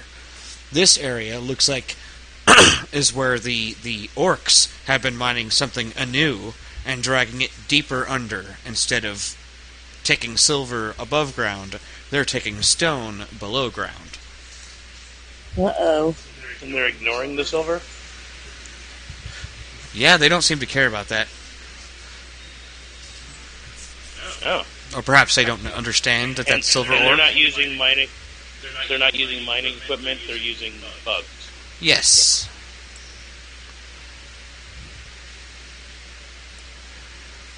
Well, they're environmentally friendly, I guess. I don't. Mm-hmm. Jeez. They went green. Well, they're already green. Touché. The sound of running water gets louder and louder as you are obviously reaching a threshold here. It looks like there's glowing mushrooms ahead. They seem to bioluminesce the whole area. It's a strange dim glow.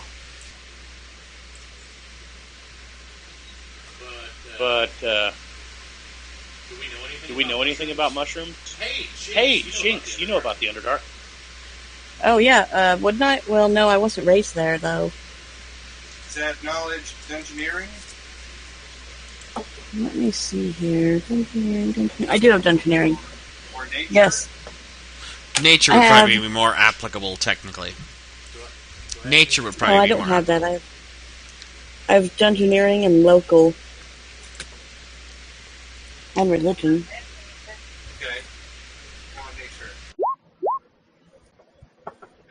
I don't have nature. Anybody else? Nature? No, not me. I got 8. I have survival. Does that help? Oh, I do have survival. That might help if you plan on eating them.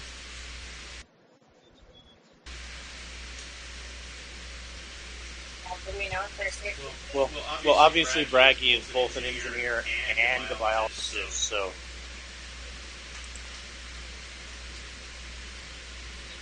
you have knowledge of nature.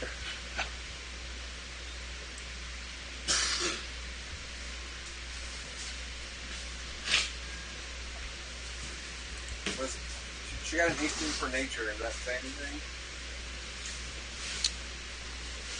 And what did you get? 24 for? No. That was Oh, that was the for one something time else. So I'm sorry. But you got an 18 for knowledge nature. Yeah. It doesn't look like these are dangerous mushrooms. In fact, many of them are very similar to extremely overlarged portobello mushrooms. Excellent. I'm going to pick some on our way back for soup. Wait, are they edible? I'll check with my survival. Looks like they're gigantic. You could make a huge stew with one. It actually I looks wouldn't- like other people have been taking chunks off of them. Well, I want to bring back quite a bit. I want to make some stew for us and a nice big celebratory pot of stew for the goblins when they get their home back. Does not Some look like they would chickens. be poisonous. Chicken and mushroom soup. Oh, well, I can detect poison. Oh yeah, and you actually do detect some natural mildewy poison coming from the south, where this area here. where the water goes into the rock. It looks like there's a little natural under river here, and it is bleeding under the rocks here, and at some of the spots there's poisonous fungus there. But it's not any of these giant mushrooms. Looks like these giant mushrooms have been well tended for, probably by the goblins, as a food source. All right. I'll take a nibble. It's quite tasty if you've ever had fresh mushrooms. I wrote take mushrooms in my notes Oh, here. hell yeah. We're going to saute these with some butter. Ooh, we could make mushroom stuffed chicken. I bet the goblins would love that. That sounds Do really we have yummy. a chicken? And some mushroom omelets. Oh, F yeah, now I'm hungry. Damn it. All right, well, we found some food. That's awesome. Yes. And apparently some poison. Excellent. We can use both. Does anyone have the ability to harvest that poison? I have a bag of poison somewhere. No, that was what a bad guy used on us. Oh.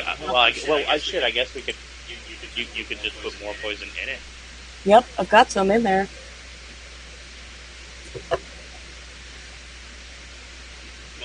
Well, I'll point out to Jynx which of the molds on the river edge are poisonous. Okay. Can I walk over and snag some? Dimbly? Is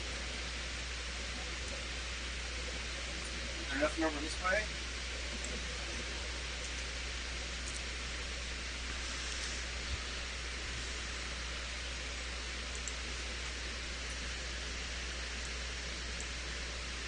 As you guys make your way further into the mushroom farm. But can I walk over and snag some of the poison mildew stuff? Oh, yeah, sure. You go over and bend over and start Alright, I'm starting. putting some in. You're, roll me a d20. All you have to do is not roll a 1. Okay. You're good. You are All right. successful at gathering up some of the poisonous spores, putting it in your poison bag. It is now my bag of poison. Mm-hmm. Is there anything on the west here?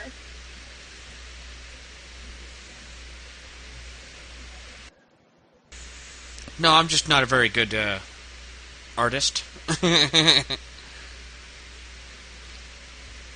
Wait, did you draw this map? No. Oh. No, I was all about to this say, all dang, this that's stuff pretty belongs good. to other people. I'm just using and abusing it. And then I stitched it together to make it into something that looks nice.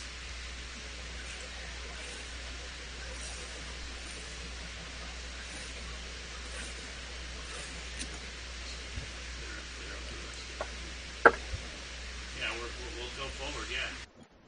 So it looks like this little, almost like an enchanted wonderland if we're not for the mildew, grody smell. But it's also kind of earthy in a way. It's kind of nice. But this seems almost like an enchanted land with the glowing and... I think my character would like it. Mm-hmm. Okay, now I'm, I wish I could remember the lyrics. I'm going to detect evil just in case. Any evil nearby me? So, do we want to splash across this river? Actually, right about this time, when you guys are right around the middle of the room, is when I need everybody to make perception checks. There's a very distinct sound is suddenly echoing around this chamber, but it is a very, very quiet sound. I'm with, and you'll be in a world of pure imagination. Take a look, and you'll see into your imagination. Alright, I rolled the 28. Did that work? Did you hear that? Yes. Yes.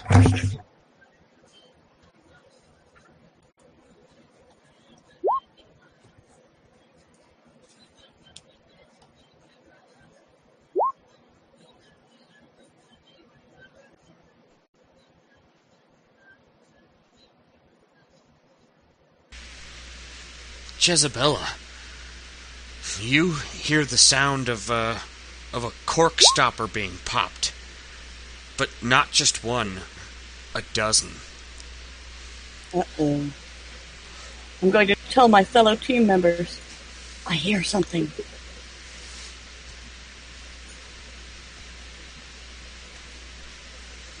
What the heck is a cork stopper, by the by? Like out of a wine bottle? Yes, Okay. kind of like out of a wine bottle. Except it was obvious that whoever was doing it was attempting to be quiet.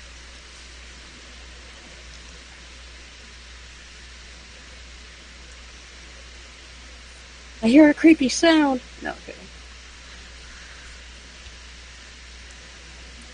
Should we tread the water? Doesn't look too deep. Where'd the sound come from? It came from across Yeah, the where'd water. the sound come from? From across the water, that's all I know. Want me to sneak in a little closer?